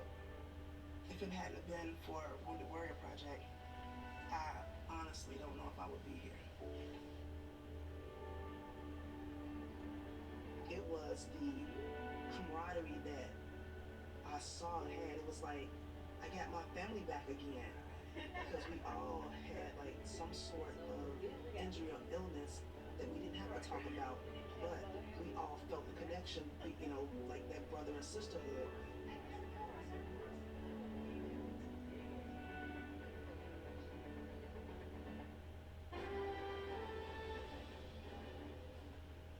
Israel's military has confirmed Hamas fighters are holding at least 155 hostages. Hamas kidnapped men, women and children during the surprise attacks last weekend.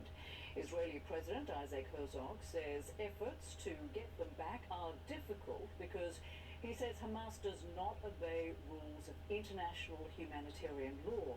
It's also not clear where they're being held and under what conditions. The people taken are from numerous countries worldwide. The US says it's hard at work trying to secure the release of its own citizens, but without military force. There's no plans or intentions to put U.S. troops on the ground to fight in this fight between Israel and Hamas. We are actively trying to find out exactly where they are. I mean, Shannon, we don't even know how many exactly. We saw a small handful we know. There could be more than we know. What I won't do is rule anything in or out when it comes to getting our hostages home. We're working on this literally by the hour. And while the US is beefing up its military presence in the region, it has no plans on sending troops to fight in Israel, as CNN's Hadass Gold reports. As of right now, the United States is giving absolutely no indication that it plans to send in U.S. military boots on the ground in any way to Israel to try and assist either in the operations in Gaza or in part of any sort of hostage rescue operations. But what it's doing right now is a show of force, a show of unity with these carrier strike groups sitting in the waters off the coast. A very clear message to other groups in the region, not even just Hamas, but Hezbollah, groups in Syria as well, as a deterrent to try to keep them from getting involved. Now, we do know that the Americans already have on the ground a federal team who can help in hostage situations. They are assisting the Israelis, and there is reporting that a Marine Expeditionary Unit is headed potentially towards Israel. Now, this is a unit of more than 2,000 Marines and sailors who not only can help in major evacuations, but they also had training in hostage rescue scenarios. Now, no indication that that is where they're headed, or that's why they are headed, or why they would potentially be headed towards the region, but it gives you an idea of potentially the support that the Israelis may be receiving from the U.S. military. Now, the Israeli military and the U.S. military work very, very closely together. They are constantly training with one another, and Israeli military officials often call the American military their brothers in arms. They actually just had their largest ever joint exercise in the last few months, and during that exercise, they made it explicitly clear that such an exercise was a very clear message to Iran, saying that if you get involved in a way of attacking Israel, be careful because the Americans are there to support them. But John Kirby has already said that they have no plans and no intentions right now of sending U.S. troops on the ground into Israel. And Chuck Schumer, in an interview with Aaron Burnett earlier, also said that the Israelis have not asked for troops on the ground. What they want right now is support in the forms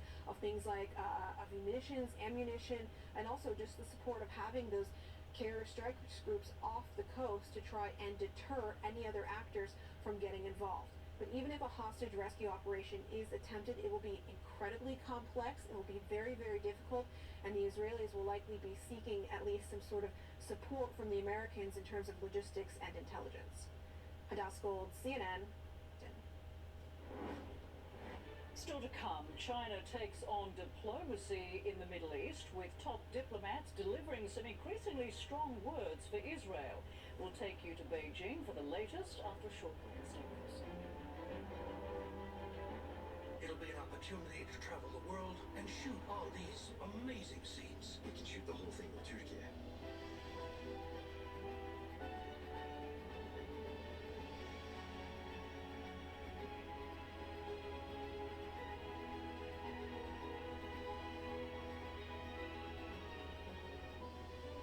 You see, Turkey has it all.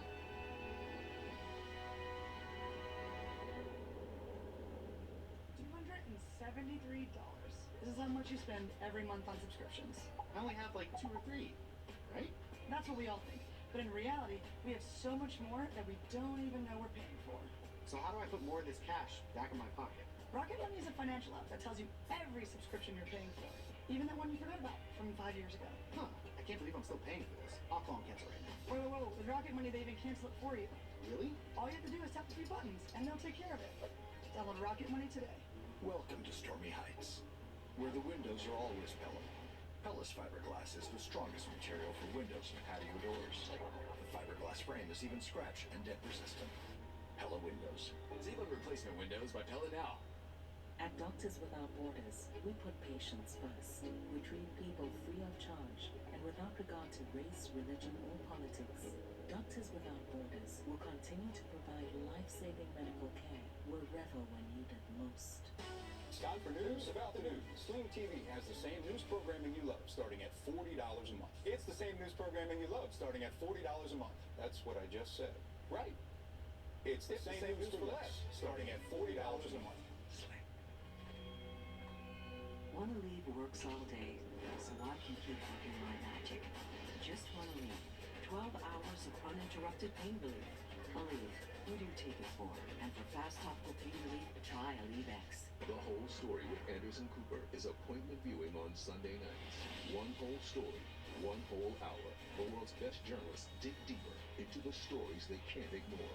The Whole Story with Anderson Cooper, next Sunday at 8 on CNN. Stop! I'm a good zombie! This October, spirits come home to rest all month long. This place is really haunted. What a weird mystery. With Hollow Stream on Disney Plus. We're gonna scare you. Boom. Home is where the hunt is. It's time.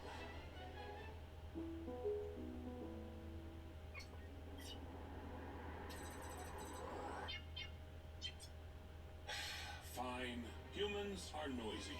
They like to make things. They're fueled by inspiration. Inspiration is something called tacos. Change makes them nervous, but embracing it changes everything. Yeah, imagine that.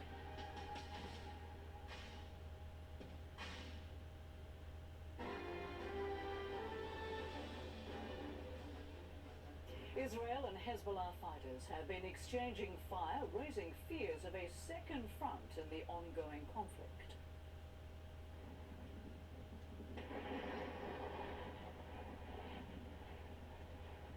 The IDF says its fighter jets struck Hezbollah's military infrastructure on Sunday and say they were responding to fire coming from Lebanon. Meantime, as fighting intensifies in Gaza, hundreds of thousands of civilians are fleeing south. The US Embassy in Israel said a short time ago that the Rafah crossing between Egypt and Gaza may open at short notice for, quote, a limited time. The crossing has been closed since the fighting began. Our Wolf Blitzer spoke earlier with Israeli President Isaac Herzog. Herzog talked about some of the horrific scenes he's witnessed since Hamas attacked Israel, and we have to warn you, some of the content is graphic. I think to entire humanity, I just got back from Kibbutz Be'eri. The Be'eri Kibbutz, the Kibbutz is, is an epitomization of socialism, equality, a very pro-peace place. You should know that in that kibbutz, they lost 10% of their members, from young to old. I saw the most horrific scenes. I saw the skull of the woman in which house I visited, a house totally destroyed, and they just cut her head off. I saw a pool of blood in that house where the picture of the children is hanging and the grandchildren hanging on the wall with the knives and the hatchets which they went in. I saw the most horrific scenes possible. I saw bloodshed, and I was thinking to myself, because in Kibbutz Be'eri there was a special fund to help their neighbors from Gaza. For years they've been paying money to help their friends and neighbors in Gaza because they advocated peace. And all of a sudden life was shattered, and the same life was shattered for the Israeli nation. My nation is bleeding, my nation is in pain, my nation is in sorrow, and we are faced with an extremely cruel, inhumane enemy which we have to uproot with no mercy. When asked about Prime Minister Netanyahu's vows to eliminate Hamas, President Herzog said his country is trying to move civilians to a safe zone and that Israel is not indifferent to the pain caused to Palestinians. Well, China is weighing in on the war between Israel and Hamas. The country's top diplomat says Israel now has gone beyond self-defense with its actions since the Hamas attack. CNN's Beijing bureau chief Stephen Zhang joins us now from the Chinese capital. So, Stephen, what more can you tell us about China's response to Israel's airstrikes in Gaza and what it plans to do? Yeah, Rosemary, that line you just mentioned from Chinese Foreign Minister Wang Yi has gotten quite a bit of attention because some see as an indication of Beijing's hardened stance towards Israel as the humanitarian crisis in Gaza worsens. But in all of their official statements, sometimes what's not being said is equally important, if not more so than what's being said. The one word that's been missing in all of this is Hamas. They have not named Hamas in any of their condemnations or pronouncements, and that is also very much reflected in their state media coverage, very much focused on Palestinian suffering after the Israeli counterattacks, instead of mentioning the initial Israeli casualties after the heinous acts launched by Hamas on October 7th. And that, of course, has not gone unnoticed by Israel and its allies. Chuck Schumer, the U.S. Senate Majority Leader, who was actually visiting China last week when all of this happened with a bipartisan delegation, told us he made a point of raising this issue, expressing strong disappointment with Chinese leader Xi Jinping when they met. And after that, we have seen the Chinese Foreign Ministry tweaking their statement by condemning violence against civilians and also saying it was saddened by loss of civilian lives. But despite their claim of neutrality and their insistence that China has no self-interest in this conflict other than being on the side of peace and justice, in all of the readouts after phone calls Wang Yi held with regional powers, not just the Palestinians, but also Iran, Turkey, and Saudi Arabia, you can see they're very much focused on the Palestinian cause. That's, of course, something China has supported for decades, really. You know, for all these years, they have been messaging both domestically and international as a champion of oppressed people while portraying Israel as a puppet state of the U.S. So that is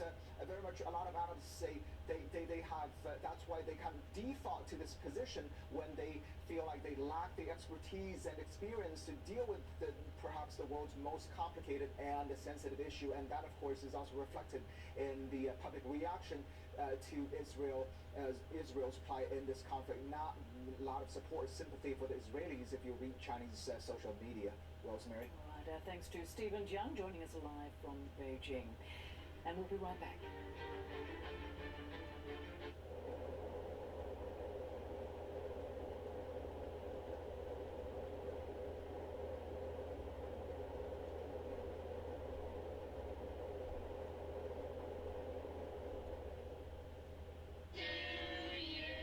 For the amazing new iPhone 15 Pro.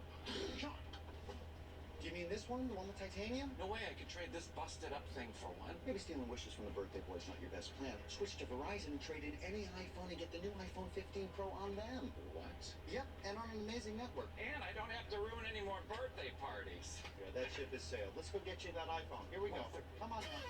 It's your last chance to trade in any iPhone for a new iPhone 15 Pro on us. Only on Verizon. My name is Sema. I used to be afraid of the waves.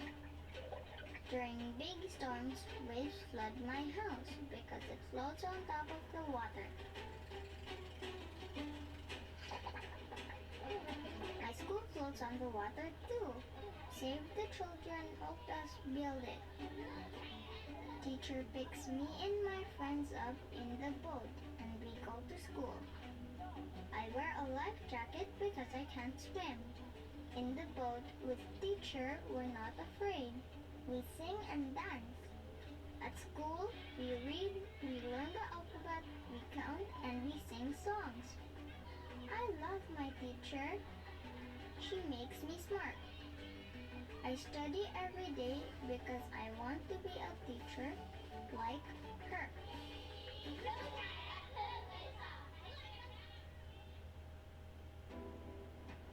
Our mission here at CNN is that the news comes first.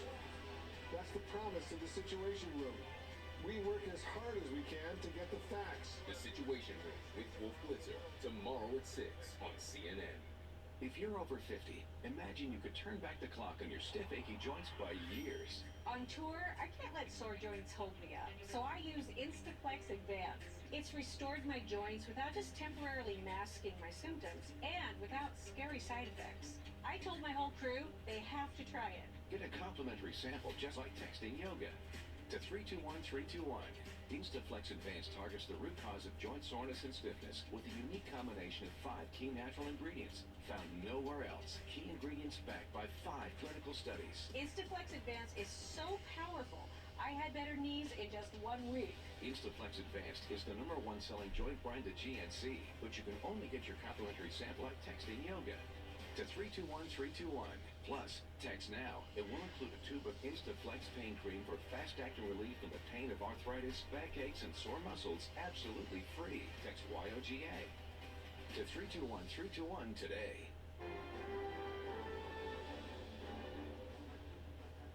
Aid groups are preparing for the worst as the humanitarian crisis in the region intensifies with each day of the conflict. The Director General of the Palestinian Red Crescent says hospitals face imminent shutdowns since there's very little fuel left to run generators. Some only have enough fuel for Monday and possibly some of Tuesday. Food, medicine and water also are in short supply. Water from Israel has been cut off in many areas, with people lining up for hours hoping to refill their bottles and canisters. This amid fears the IDF may be following up a week of airstrikes with a ground invasion of Gaza. Well, joining us now from Tel Aviv is Lieutenant Colonel Peter Lerner, a spokesperson for the Israel Defense Forces. Thank you so much for talking with us. Good morning, Rosemary. So, desperate Palestinians are massing at the Rafah border crossing, right, hoping to escape out of Gaza into Egypt. And now we are hearing rumours this border could open soon, perhaps even next hour. We're also hearing a ceasefire may be put in place at that time. What are you able to tell us about this? The IDF is currently continuing its assault against Hamas, its infrastructures, its terrorist leaders, all of the components of this terrorist organization. That is what the IDF is doing. The issues you're asking about are more on the diplomatic level of discussions, and I say we leave the diplomacy for diplomats and the fighting for the IDF. Indeed, if instructions come down for a humanitarian recess or opening crossings, we will of course implement those instructions. Now, if the crossing is opened today in the coming hours, will Israel let humanitarian aid in? Again, we have to wait and see what happens. I don't want to hypothesize about ifs. We are currently striking Hamas, pursuing their leaders.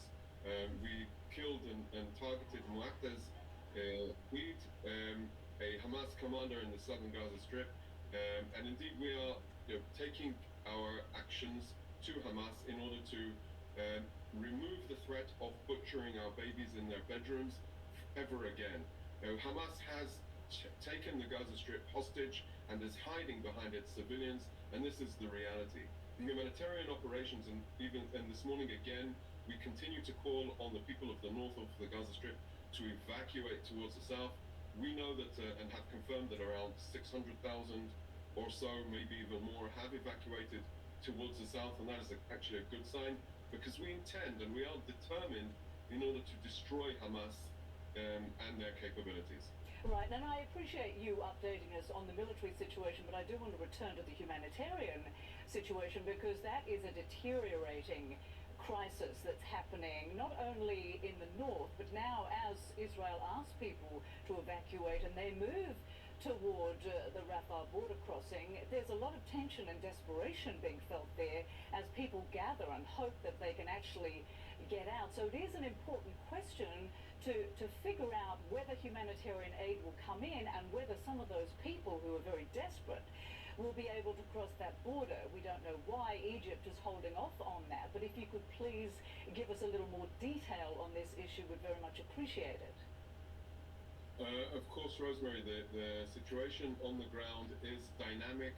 We did not start this war, we will win it, and indeed the IDF operates within the realm of the laws of armed conflict. I would like, this is, the humanitarian situation is of course of concern to us, and like you, we do not seek to target or harm civilians, which is unlike Hamas that actually do.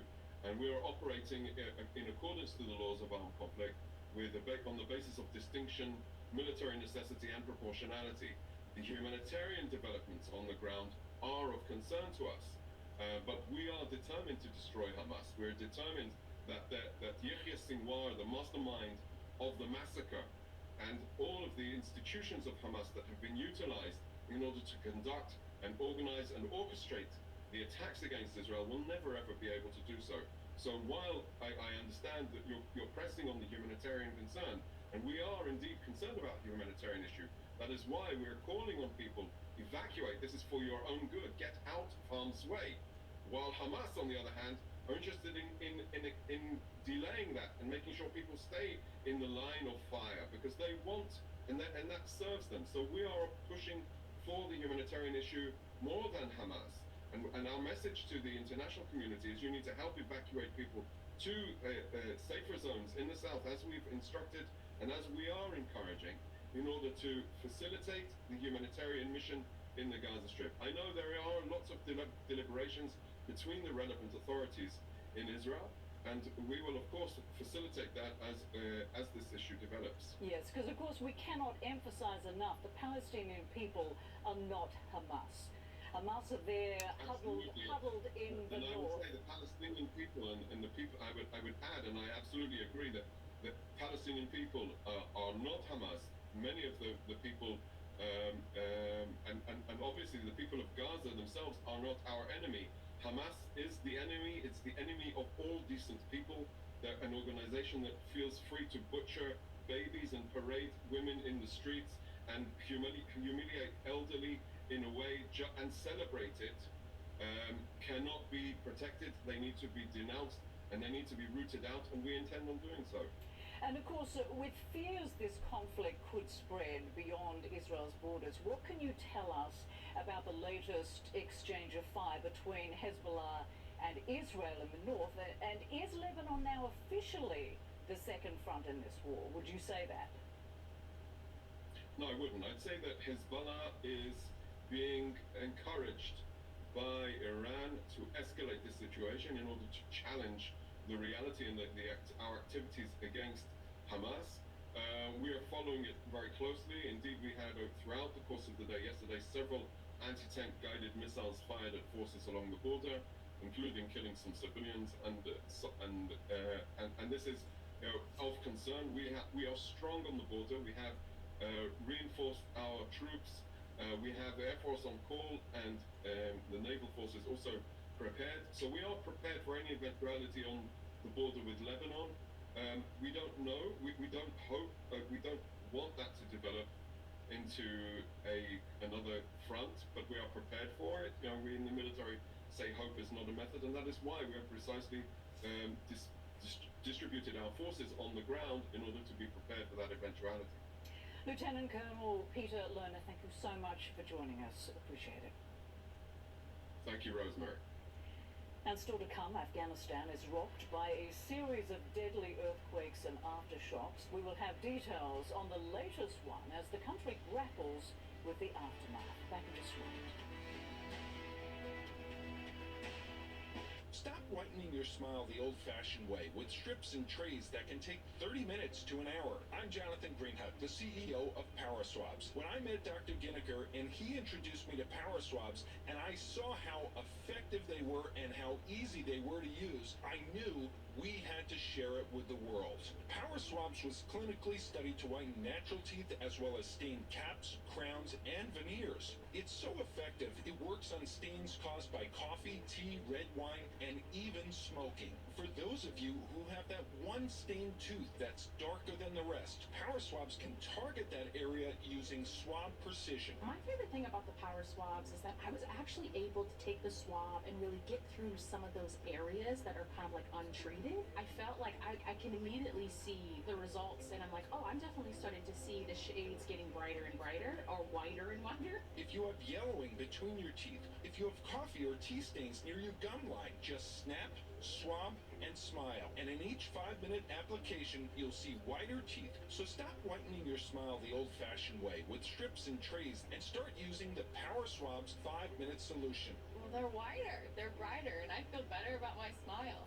And it was so easy to do. One friend was like, your teeth look like really white. Did you do anything to it? And I was like, I did. I did Power Swabs. Call for your your 5-minute solution to whiter teeth. Order Power Swabs and receive up to 50% off the retail price. And as an added bonus, get a free Power Swabs Quick Stick Pen with your order. The Quick Stick Pen is your on-the-go solution to help prevent stains from adhering to your teeth after drinking coffee, tea, or even after smoking. And in addition to saving up to 50% off and your free Quick Stick Pen, get free shipping by ordering now. Dial the number on your screen or visit powerswabs.com today. When I was in Iraq, our convoy was hit. It was bad. After I came home, I could still hear booms and see tracer fire. Makes it hard to be a good mom. As America's veterans face challenges, DAV is there. I'm Naomi Mathis, Air Force veteran. With the right support, more veterans can reach victories great and small. With help from DAV, I was able to begin to heal. DAV provides a lifetime of support to veterans of every generation, helping more than 1 million veterans each year. Today I'm part of DAV. We're veterans helping veterans to get the benefits they've earned. And I give my veterans my all. But there's more to be done, and more victories to be won. My victory is being able to be here for my children. Naomi Mathis, thank you for your service. May your victories inspire many more. Support more victories for veterans. Go to DAV.org. Okay, everyone. Our mission is to provide complete balanced nutrition for strength and energy. Ensure with 27 vitamins and minerals, nutrients for immune health, and Ensure Complete with 30 grams of protein. Here's an amazing fact. 1 in 3 African American blood donors is a match for a person living with sickle cell disease. Could be me, could be you. We can help save lives. Visit redcrossblood.org/ourblood to make your appointment to donate today. Closed captioning brought to you by mesobook.com. We only represent mesothelioma victims and their families. Call for a free book. Call 800-282-4444 or go to mesobook.com. When House Republicans gather behind closed doors in Washington Monday evening, they will be in their 13th day of operating without a leader. Ohio Congressman Jim Jordan is expected to force a floor vote on Tuesday as he tries to become the next Speaker of the House. But a number of Republicans are reportedly in talks to keep the vote from happening. One senior House member who opposes a Jordan speakership tells CNN he thinks there are roughly 40 votes against Jordan and at least 20 members who are willing to go to the floor on Tuesday to block Jordan's path if he tries to compel a roll call vote. Well, exit polls show Poland's populist ruling party is set to lose its parliamentary majority after Sunday's hard-fought election. The opposition bloc, led by former Prime Minister Donald Tusk, appears on course to gain control if it strikes deals with smaller parties. The results of this election are expected to have major ramifications for Poland, the balance of power in the European Union, and the future of the war in Ukraine. A 6.3 magnitude earthquake struck Afghanistan Sunday morning, days after another deadly quake hit the same region. Taliban government officials estimate more than 2,000 people were killed in that tremor on October 7th, most of them women and children. CNN's Anna Corrin reports. Beneath crystal blue skies on the outskirts of Herat in western Afghanistan, the sound of vanished hope fills the air. Under mounds of earth like countless bodies, there are no survivors here. Only evidence of Mother Nature's wrath and fury, unleashing further misery on a traumatized country. Last Saturday, around 11 a.m., a 6.3 magnitude earthquake struck the district of Zindejan, completely flattening 11 villages. You can see the state of my home. It's now in ruins, says 56-year-old Zaher. There is no need for words. Zaher wasn't home when the earth violently shook for only a few seconds. But when he returned, he found 13 family members crushed to death, including his daughters, sons, and multiple grandchildren.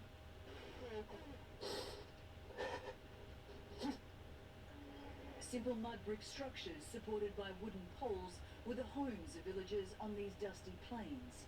They've all been reduced to rubble. Aid agency tents and now their new homes. 32-year-old Shah Bibi lost 2 daughters when her house collapsed. The only reason she survived was because she was standing under the doorframe. My children were buried under the wall, she explains. Everything is gone. Nothing remains for us. The Taliban government and international organizations estimate more than 2,000 people were killed across the region during Saturday's earthquake. And according to UNICEF, more than 90% of the victims were women and children. US charity Too Young to Wed, part of the humanitarian relief effort on the ground, says there is a clear reason for this staggering statistic. It's because women and girls are forced to stay at home under Taliban rule, denied their basic rights, banned from education, work, and being part of society. They have been systematically stripped of their rights over the last 2 years. So instead of being at school and at work on a Saturday, which is when they have their school week and their work week, they were home, confined to their homes, imprisoned in their homes. I mean, it's a country where half the population is under house arrest. At this hospital in Herat, makeshift wards have been erected in the courtyard to cater for all the injured. Lying on a bed, 35-year-old Fatima, who was knocked unconscious when her home collapsed on top of her. While being rescued from the rubble, she woke to discover her 7 children, aged 4 months to 14 years, were all dead. I've experienced a great deal of pain and sorrow, she says. We've lost everything in our life. Nothing remains. With the world firmly focused on the war in Israel, aid organizations are pleading for the international community not to forget the earthquake victims in Afghanistan. The children in Afghanistan deserve it equally as all children in the world. Things happening in the world are not going to stop. It doesn't mean we abandon them. Anna Corin, CNN, Hong Kong. And we appreciate you joining us this hour. I'm Rosemary Church. I'll be back with more CNN Newsroom after a short break. Just stay with us.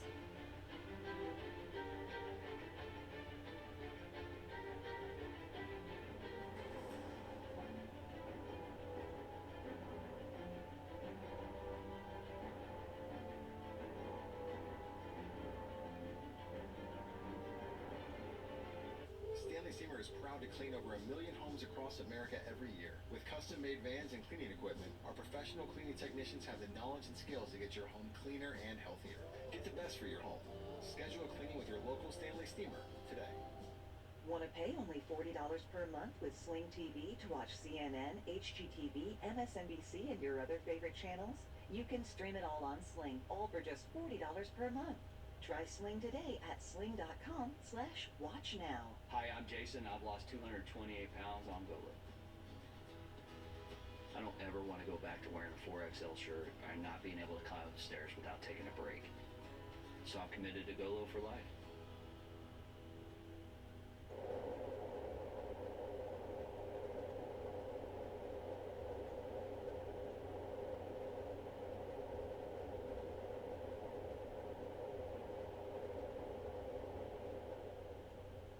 Guys, how frustrating is it to find a great pair of jeans? Too tight here, too loose there, too long there? Standard jeans use just 2 measurements, and Tailor Custom Jeans use 7 different measurements to give you the perfect fit. Your phone can measure you right now. Download the M-Tailor app on iOS or Android. Choose from hundreds of styles. M-Tailor measures you digitally and is 20% more accurate than a professional tailor. With free shipping and a money-back guarantee, get your new favorite pair of jeans today. M-Tailor, available on the Apple App Store or Android.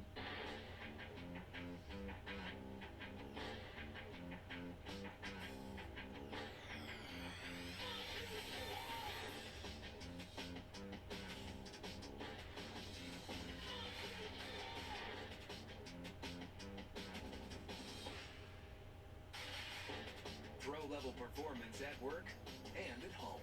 Right now, save $20 on the VGA57 battery blower. Real steel. Find yours. The Whole Story with Anderson Cooper is appointment viewing on Sunday nights. One Whole Story, One whole hour. The world's best journalists dig deeper into the stories they can't ignore. The Whole Story with Anderson Cooper. Next Sunday at 8 on CNN.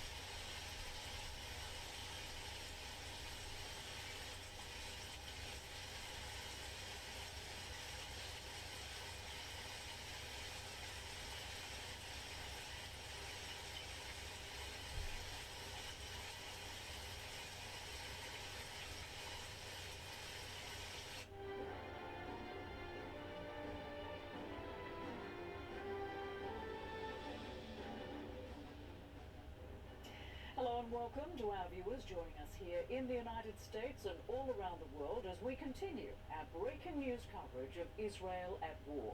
I'm Rosemary Church. Just ahead, US President Joe Biden is warning that Israel should not try to occupy Gaza as an Israeli ground invasion now seems all but inevitable. Mr. Biden added that he believes Israel has to respond to the Hamas attacks that killed 1,400 people. Those comments as tens of thousands of Palestinians flee south after the Israeli military urged civilians to leave northern Gaza. The Palestinian Health Ministry says more than 2,600 people have been killed and is appealing for humanitarian aid as conditions deteriorate in Gaza. Aid deliveries have been piling up on the Egyptian side of the Rafah border crossing, the only viable way in or out of Gaza. US Secretary of State Antony Blinken has promised that it, quote, will be open, but the US Embassy in Israel warns the situation at the crossing will remain fluid and unpredictable.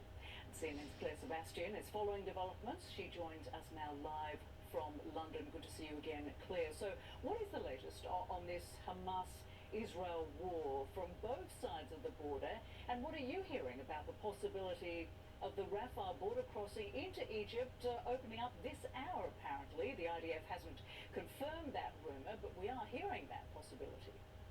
Yeah, there are rumours, Rosemary. We don't have anything concrete on this as of yet. A spokesperson for the Hamas-controlled government media office in Gaza saying that they have not received any contacts or confirmations from the Egyptian authorities regarding the intention to open the Rafah crossing today. So we watch and wait to see what happens there. But of course the onus is heavily on that border crossing as the humanitarian situation inside Gaza spirals. We're hearing about the health system potentially running out of fuel in the next few days. We're hearing of a lack of shelter in the south, where Israel has told hundreds of thousands of people to evacuate to as it plans to step up its bombardment and potentially a ground offensive in the north of Gaza.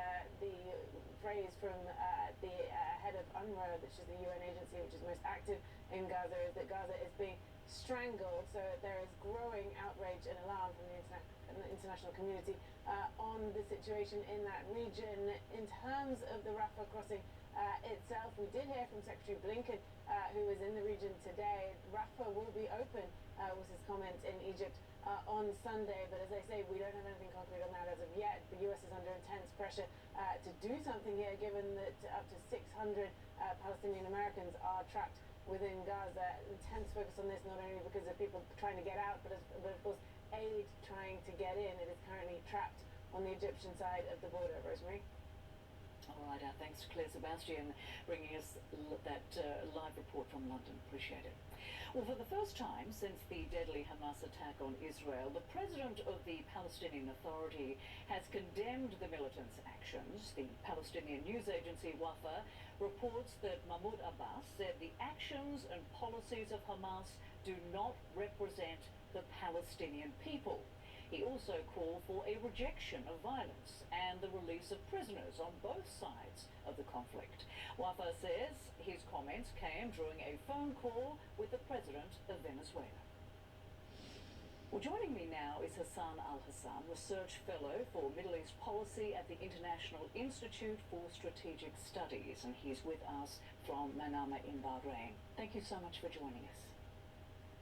Thank you for having me.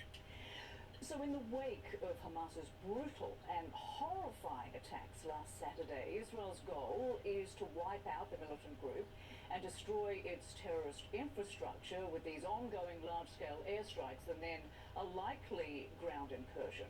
But what are the risks and costs involved for innocent civilians and, of course, for hostages being held underground, given Hamas knows that tunnel system a lot better than any of the IDF troops?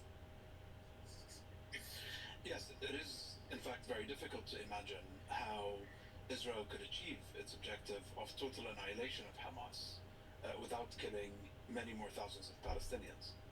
And that's partly because of the fact that the Gaza Strip has been placed under blockade for about 16 years now. And so it has become one of the most densely populated places in the world. Neighborhoods and buildings are tightly packed together.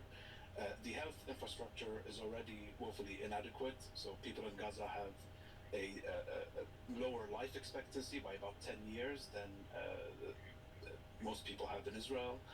And so we've got about 500,000 Palestinians taking shelter in schools run by the UN, but even these are inadequate, and the UN has warned that they are at risk of running out of water. Hospitals in Gaza are also severely at risk of being overrun. And so things have been made worse by the fact that Israel has also laid siege by cutting off electricity, water, fuel, and food. And so this means that the humanitarian situation in Gaza is already extremely precarious. And asking 1.1 million people to move south in a place that is about the size of Seattle or Detroit is not entirely feasible. And the fact is that Israel's strategy is not only morally and legally questionable, but it's, I think, a fundamentally bad strategy. In the sense that by inflicting large amounts of civilian casualties in order to defeat Hamas is ultimately self-defeating. Because by killing Palestinian civilians at scale, Israel is simply providing Hamas with its next generation of fighters by pushing people to the brink of desperation. It's essentially nurturing this narrative and intergenerational memory of oppression. So I think it's a self-defeating strategy. Right, and your sense is that it's not a goal that's achievable anyway, that Hamas can't be eradicated. Is that what you're saying too? Well, it can, but not by military means. So how? The best way to eradicate Hamas is to deprive it of its cause. And that is by pursuing seriously a path towards peace, ending the illegal occupation, and providing Palestinians with hope. The idea of restoring deterrence hasn't worked for Israel. The ongoing conflict is the biggest illustration of that, and trying to go back to it is essentially going back to the same flawed conceptual security model that has so far failed to protect Israelis. The best way to defeat Hamas and to restore deterrence is through hope, not through fear. But I mean, honestly, how can that be done, though? Because clearly, Israel is responding to what was a murderous attack on its soil, killing babies, women, children. You understand what's fueling this. That doesn't necessarily, you can't accept what's happening in Gaza as well, but you can see how abhorrent that attack was and why a nation would feel that they would want to retaliate. How that is done is the question that we're trying to tackle. So tell me, what is the path forward with that? So we have to remember that this is not the first war between Israel and Hamas. And every single time, Israel has responded through disproportionate use of force, resulting in many, many thousands of Palestinian casualties. And how has that turned out? Not very well. And so, in the total absence of a viable political path, this has to be a change in Israel's orientation towards the Israeli-Palestinian issue, towards the Palestinian issue. And this means that there needs to be a reckoning within Israel that the overwhelming disproportionate use of force has failed to protect Israel so far. And without a viable pathway to a negotiated peaceful settlement, that means that the Palestinians don't have to live under total siege, that they can afford to get their rights under international law. Without that, there will simply be no hope, and future generations of Palestinians will remember how Israel has responded to them.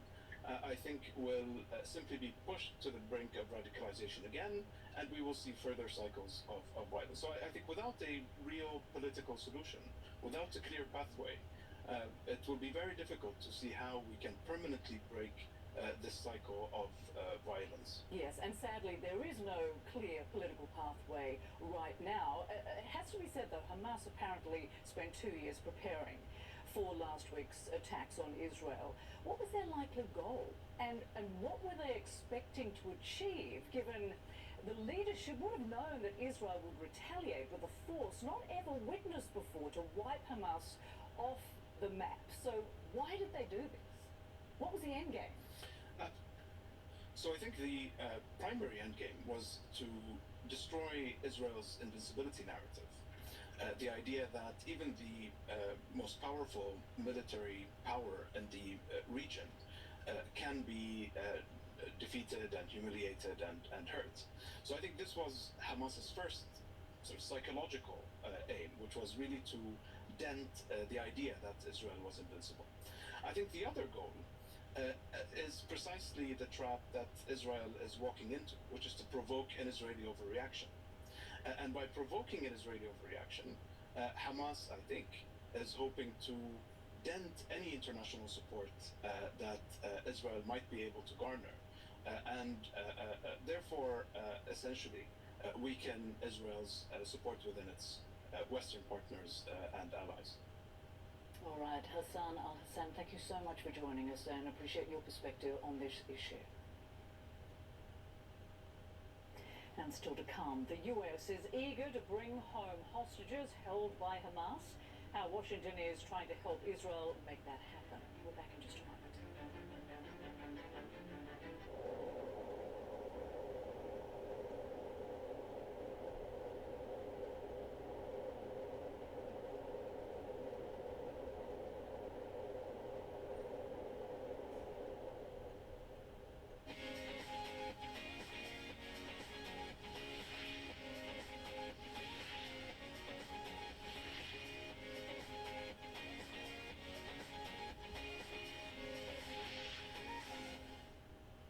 Do not buy generic Viagra until you check out this program giving away 100 milligram generic Viagra for just 87 cents.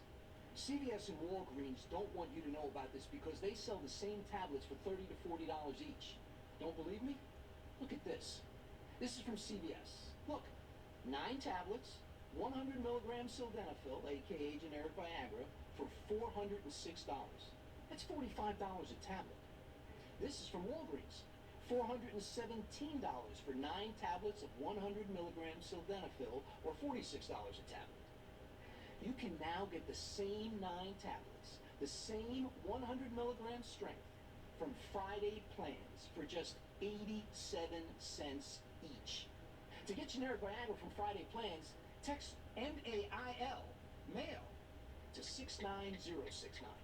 Once you text, they will send you a special link, and all you need to do is select why you need generic Viagra, the quantity you need, and the dosage. I'll pick 100 milligram, thank you very much, and then their system will see if you qualify. Give it a second to find the best deal, and boom! Look at that. 87 cents for each 100 milligram generic Viagra tablet.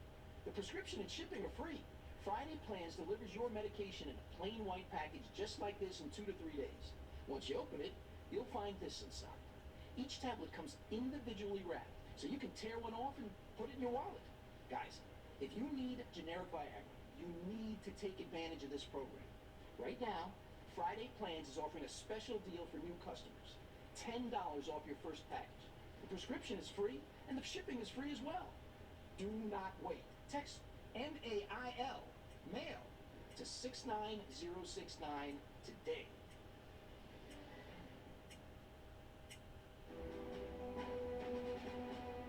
All of us have felt the effects of isolation during this pandemic, so we can understand a little how some veterans feel. But they will feel like that their entire lives, not just for a year. Over 30% of COVID survivors could experience PTSD, but many veterans have extreme cases of PTSD all their lives. Our most vulnerable veterans remain isolated at hospitals, scared and alone. But you can help. Help heal veterans with the support of citizens like you. Creates and distributes therapeutic art and craft projects for our veterans and military at no charge to them. Learn how you can help an isolated veteran through this desperate time. Visit healvets.org. This message is furnished by Help Heal Veterans, a not-for-profit organization that has been helping veterans for over 50 years. healvets.org. It's electric. It's gas. Quite the paradox. It really is both. The first ever Lexus RX plug-in hybrid.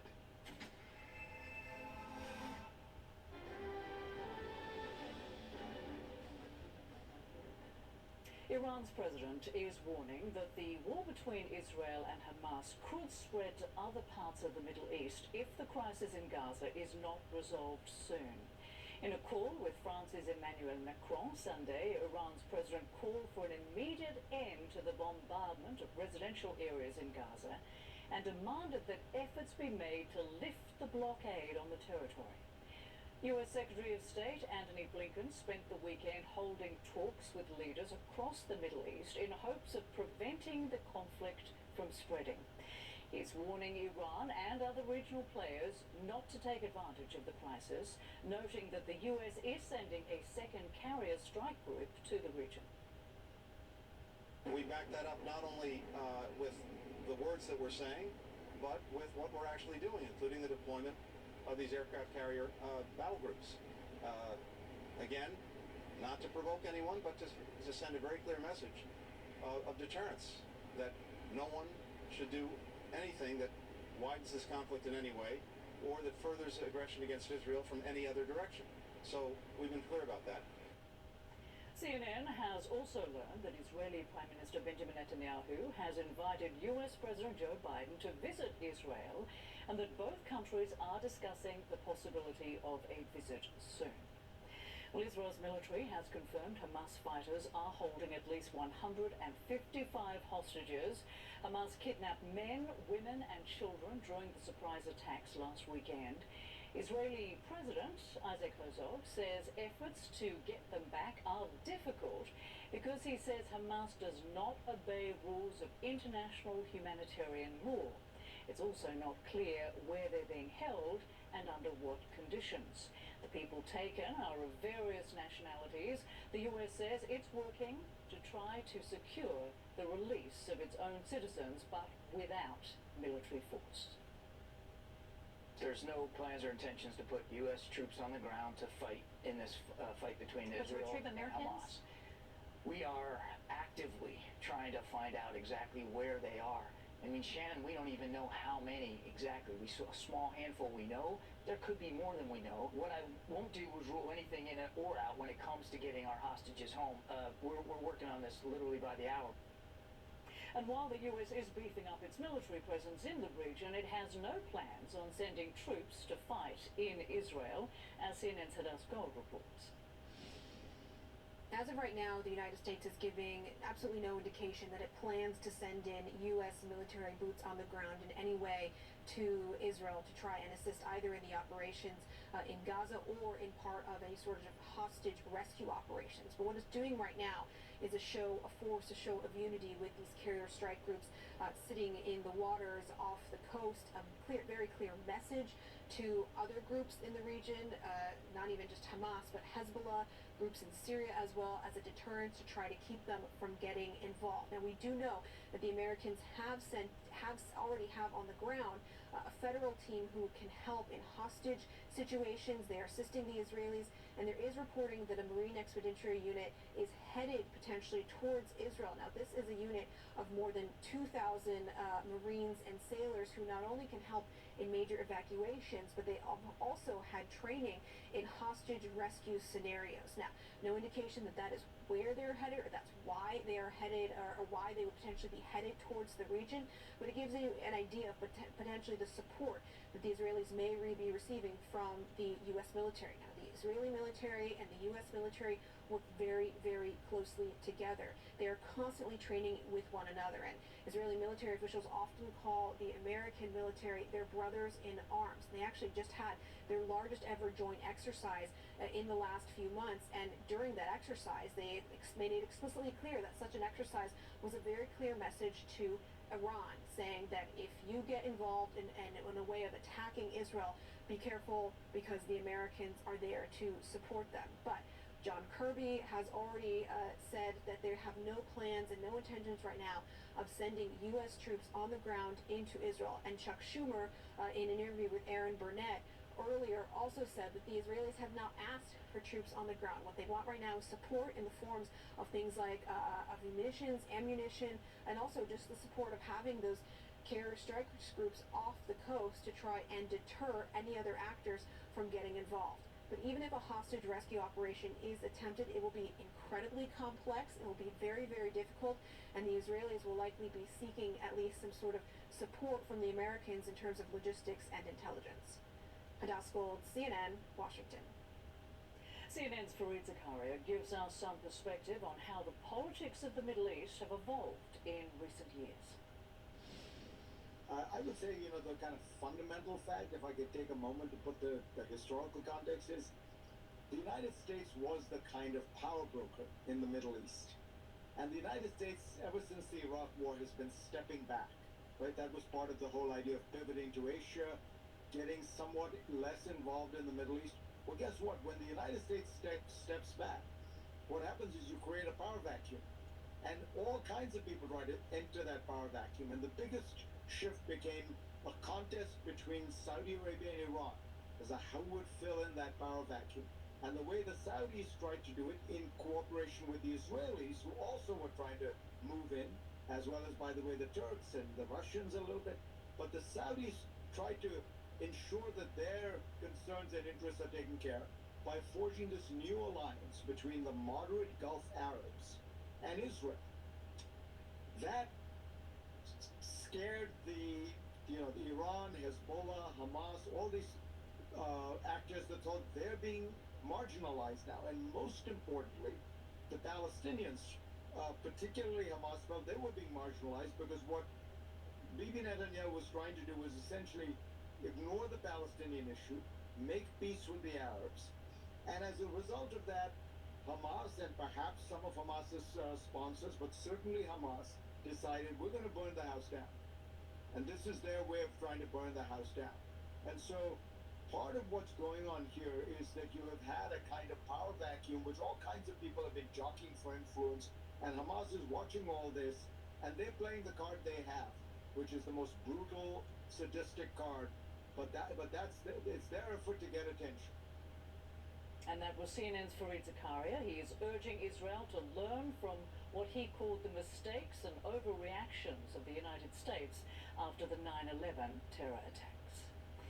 Still to come this hour, and as Israeli troops prepare for an expected ground attack on Hamas, we take a look at the last time the IDF moved into Gaza and what lessons they may take from it this time. And China takes on diplomacy in the Middle East, with top diplomats delivering some increasingly strong words for Israel. We'll take you to Beijing for the latest after a short break. Stay with us. Introducing the limited edition Disney collection from Blendjet. 9 exciting designs your whole family will adore.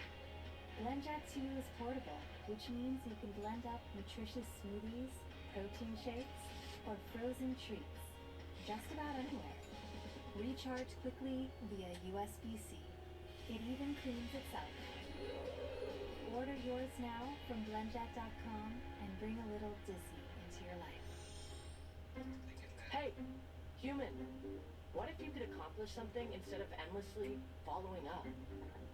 How about if you collaborated with other humans in other departments? What if making a project template was quicker than putting on work pants? What if you could keep up with projects without chasing other humans down? What if how humans work actually worked for humans? Operate at peak human. Smart cheat.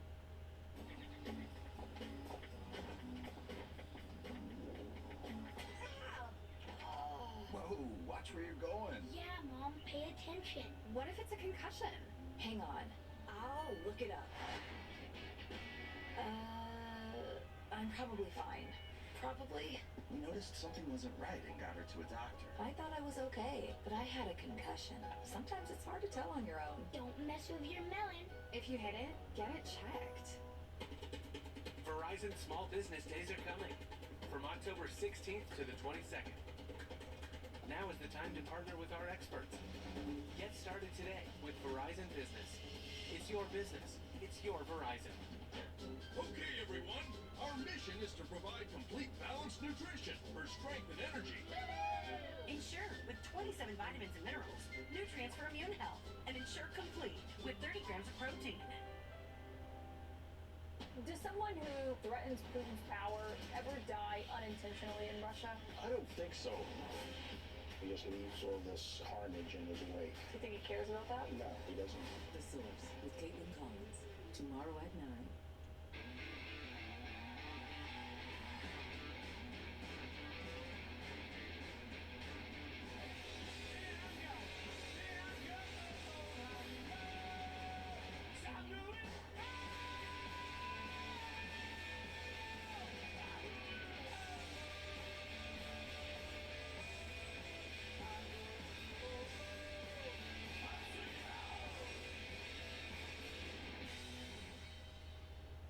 From the moment you touch down in Victoria, you'll know you're in a world apart. This is a place like no other. Let your curiosity lead you through unforgettable moments, where you're connected to nature, each other, and a local culture full of creativity and history that welcomes everyone. Your story unfolds in Victoria.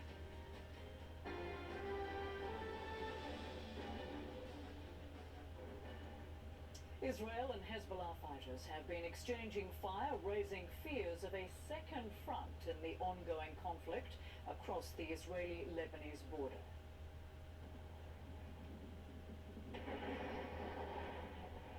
The IDF says its fighter jets struck Hezbollah's military infrastructure Sunday, and they were responding to fire coming from Lebanon. Meantime, as fighting intensifies in Gaza, hundreds of thousands of civilians are fleeing south. The US Embassy in Israel said just a short time ago that the Rafah crossing between Egypt and Gaza may open at short notice for, quote, a limited time. The crossing has been closed since the fighting began. Well, meantime, Israeli troops are continuing to gather near Gaza. The last time the IDF went into the enclave to target Hamas leaders was back in 2014. Nick Robertson looks back at the operation then and what Israel is planning now. Close to Gaza, preparations underway for a much anticipated ground offensive. Troops from different units training together. There is an urgency here. They have to be ready fast. Right now, this is a rehearsal. If and when there's an incursion, these troops could be at the front of it. Tanks, or for this practice, model ones right now, followed by infantry and combat engineers. A combined force spearheading an incursion. If they do, Major Offek will be near the front. We expect to go to war. We expect to destroy the terrorist organization Hamas, kill its government, and kill every last terrorist. That's what we plan to do, and that's how it will be. The last time the IDF went into Gaza targeting Hamas's leaders was 2014. Ariel Bernstein was 21 in the Special Forces, one of the first to cross the border. You're just afraid that there is something waiting for you at every corner. But his experiences then have left him questioning the tactics today. Back then, he says, the IDF wants civilians to leave, and Hamas told them to stay, just as is happening now. But some had stayed.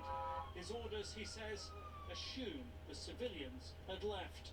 So whoever you see is basically engaged in fighting or is involved in fighting, and therefore we call it engaging with fire with any home you enter, with any kind of shape of a person that you see from afar. In many ways, Israel's actions are playing out just as they have in the past. 2021 gun positions freshly dug, back in use. And in Gaza, the civilian death toll, according to Palestinian health officials, already higher than in 2014. And like then, Israel is already facing huge international pressure to avoid more civilian casualties. What we are doing is saying privately what we've said publicly, which is that all military operations should be conducted consistent with law of war, that civilians should be protected. The problem the IDF says it faces, just like 2014, Hamas will be hiding among civilians. The whole situation we're talking about with Gazan civilians forcibly embedded is another element of Hamas. Hamas has to be fully defeated. So the responsibility is on them and not you? The responsibility is on Hamas for their own civilians. Our responsibility is to eliminate Hamas's capabilities completely. Major Ofek, pausing during training in a mocked-up Palestinian town, says they don't hurt innocents, only terrorists, but admits if he is sent into Gaza, avoiding civilian deaths would be easy. Do you think it's possible there to fight Hamas without civilians getting injured? We're concerned with overthrowing the Hamas regime and killing the terrorists who are currently in Gaza. If it will be difficult, it will be difficult, not easy. Outside the camp gates, as Israel's military ponder their next move, troops are saying their fond farewells. Nick Robertson, CNN, Southern Israel. Joining me now is Ravina Shamdasani, a spokesperson for the United Nations Human Rights Office. Thank you so much for talking with us. Thanks for having me, Rosemary. So, the Hamas attacks in Israel were brutal. They were abhorrent. But now, as Israel retaliates, we are seeing a humanitarian crisis spiral out of control in Gaza, the UN describing it as a hellhole on the brink of collapse. Israel has cut off water, food and electricity, although we are hearing these conflicting reports about whether the water is back on. What are you able to tell us about this deteriorating situation in Gaza right now? Well, as you rightly point out, the attacks by Hamas into Israel were abhorrent. They were a clear violation of international law. The taking of hostages and the summary execution of civilians, the firing of indiscriminate rockets into Israel, these could amount to war crimes. Now, Israel's reaction has also been deeply, deeply worrying. We have seen essentially a collective punishment of the people of Gaza, and civilians are once again bearing the brunt of the violence as well as the dire humanitarian situation. We have seen hospitals that have been forced to evacuate, doctors insisting that they will stay with patients who are in the ICU wards, in the neonatal units, where you have the impossible choice of whether to abandon your patients or to stay with them and risk death. The access to water, access to food, the forced evacuation of hundreds of thousands of people into southern Gaza has created a very, very difficult humanitarian situation in southern Gaza as well. We have colleagues on the ground who are trying to work in really difficult circumstances, warning that electricity has been cut, food is running out, water is running out, and there's an urgent need for a humanitarian pause. And of course, let's talk about that effort to establish a humanitarian corridor. What's causing the delay here? Why is there a problem in getting that humanitarian aid in? It is sitting there at the border, near the Rafah crossing. On the Egyptian side, why can't it get in? There have been very mammoth diplomatic efforts to try to make this happen. The Secretary General is constantly liaising with all the parties that are involved, and many other member states are also exercising what leverage they can. We need the security for the aid deliveries to be able to happen. As you say, there is a significant amount of aid actually waiting at the border to be let in. And this is why we're appealing for a humanitarian pause, appealing for a humanitarian corridor for this aid to reach the people who are approaching a situation that is untenable. I mean, we are looking at potentially thousands of deaths if this aid doesn't get through. Yeah, and at the same time, we've got desperate Palestinians that fled northern Gaza. They're waiting at the Rafah border, obviously on the Gaza side, in hope of seeking safe haven in Egypt. But that country's president, El-Sisi, hasn't opened the border yet. There's rumours that that may happen. It could happen today, in actual fact. But, I mean, he has condemned Israel's airstrikes on Gaza. He's called the cutting off of water, food and electricity collective punishment. So isn't he part of the problem?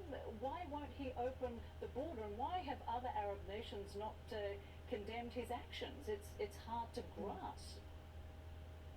Like you, we are following the situation very closely. As I said, the Secretary General is appealing privately and publicly to states, including states in the region, to do what they can to alleviate this humanitarian catastrophe. We are hoping for a humanitarian corridor. I have also seen the reports that you refer to, that there might be some hope on the horizon. It's important to stress that all people have the right to seek asylum if they are fleeing persecution and if they're fleeing violence. This is a right that is enshrined in international law. What is really crucial, though, is that, number one, there is a pause in hostilities, for a humanitarian pause for aid to be able to get through. Number two, all parties respect international humanitarian law, which are the laws of war, and they're not optional. They are compulsory in this circumstance. And that Hamas releases the hostages immediately. Yeah, let's hope all of that gets done. Of course, in the meantime, if Israel gives the go-ahead for this ground incursion into Gaza, what will likely happen to those Palestinians who weren't able to evacuate northern Gaza and those people you refer to in the hospitals with patients that can't be moved? People are absolutely terrified. Even the people who tried to flee, we have reports that the bombardments continued as they were trying to evacuate. Israel needs to be reminded every day, every moment of every day, that international humanitarian law is not optional. It is compulsory. These are the bare minimum laws that have to be respected in times of war. And it is very important that clear signals are sent from the Israeli leadership to their troops, to their people, that yes, we are in the midst of a very difficult situation, but we are going to carry out our operations with full respect for international law. Because otherwise, all you see is a repeat of the cycle of violence, hatred, and vengeance, which has brought us where we are today. And this is not to the benefit of neither Israeli civilians nor Palestinian civilians. It is a dire situation, and we're hoping for some sort of solution as we watch this unfold. Ravina Shamdasani, thank you so much for talking with us. We appreciate it. Thank you. Well, China is weighing in on the war between Israel and Hamas. The country's top diplomat says Israel now has gone beyond self-defense with its actions since the Hamas attacks. CNN's Beijing bureau chief, Stephen Jiang, joins us now from the Chinese capital. Good to see you, Stephen. So what more can you tell us about China's response to Israel's airstrikes in Gaza and what it plans to do?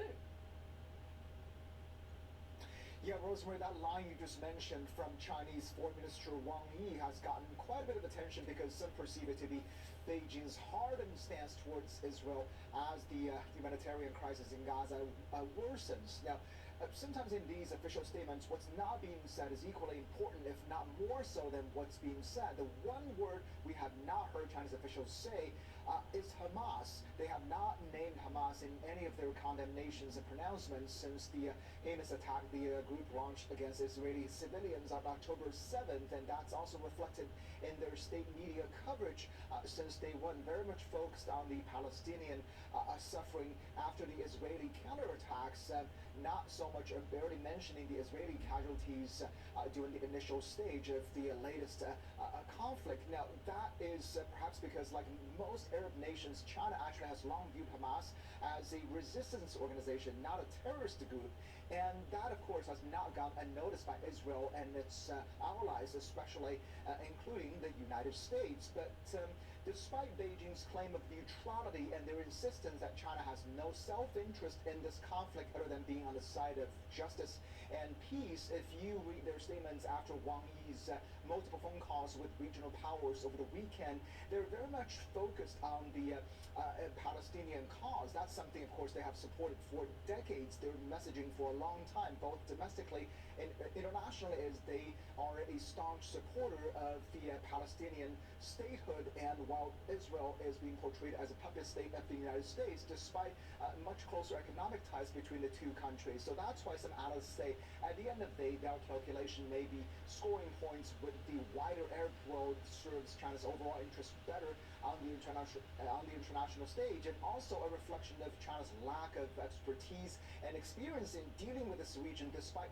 some recent inroads, especially after that deal they brokered between the Iranians and Saudis. So at the end of the day, they tend to fall back onto their default positions, despite the disappointment and even anger from Israel. Rosemary? Jiang joining us live from Beijing. Still to come, people across the world are showing their support for the civilian victims of the Israel-HAMAS war. We will show you some of the rallies worldwide. With the Freestyle Libre 2 system, know your glucose level and where it's headed. No finger sticks needed. Manage your diabetes with more confidence. Freestyle Libre 2. Try it for free at freestylelibre.us. Hi, my name is Kim, and I am 41 years old. I've been given the opportunity to work from home, so that means lots of video calls. I see myself more, and I definitely see those deeper lines. I'm still Kim, and I got Botox Cosmetic. I wanted to keep the expressions that I would normally have. You know, you're on camera, and the only person they can look at is you. I was really happy with the results. I look like me, just with fewer lines. Botox Cosmetic is FDA approved to temporarily make frown lines, crow's feet, and forehead lines look better. The effects of Botox Cosmetic may spread hours to weeks after injection, causing serious symptoms. Alert your doctor right away, as difficulty swallowing, speaking, breathing, eye problems, or muscle weakness may be a sign of a life-threatening condition. Do not receive Botox Cosmetic if you have a skin infection. Side effects may include allergic reactions, injection site pain, headache, eyebrow, eyelid drooping, and eyelid swelling. Tell your doctor about your medical history, muscle or nerve conditions, and medications, including botulinum toxins, as these may increase the risk of serious side effects. See for yourself at BotoxCosmetic.com.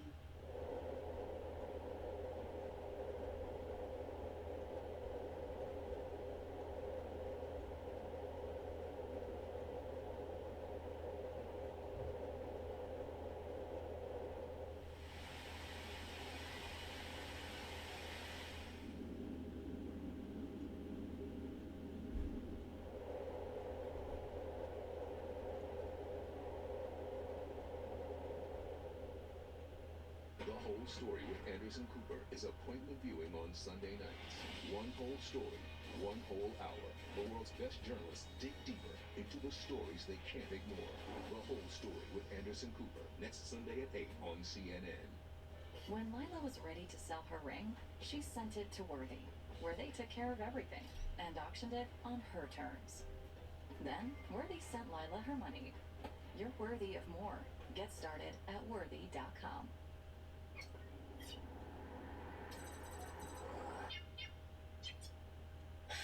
Fine. Humans are noisy.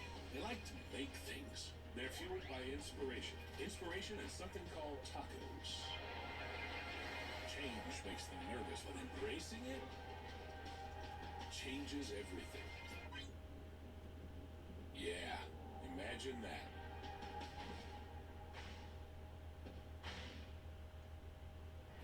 Here we go.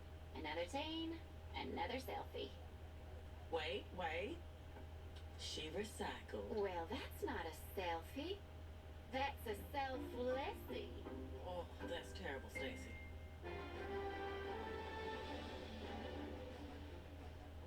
The United Nations says no one was hurt after a rocket hit its peacekeepers' headquarters in southern Lebanon.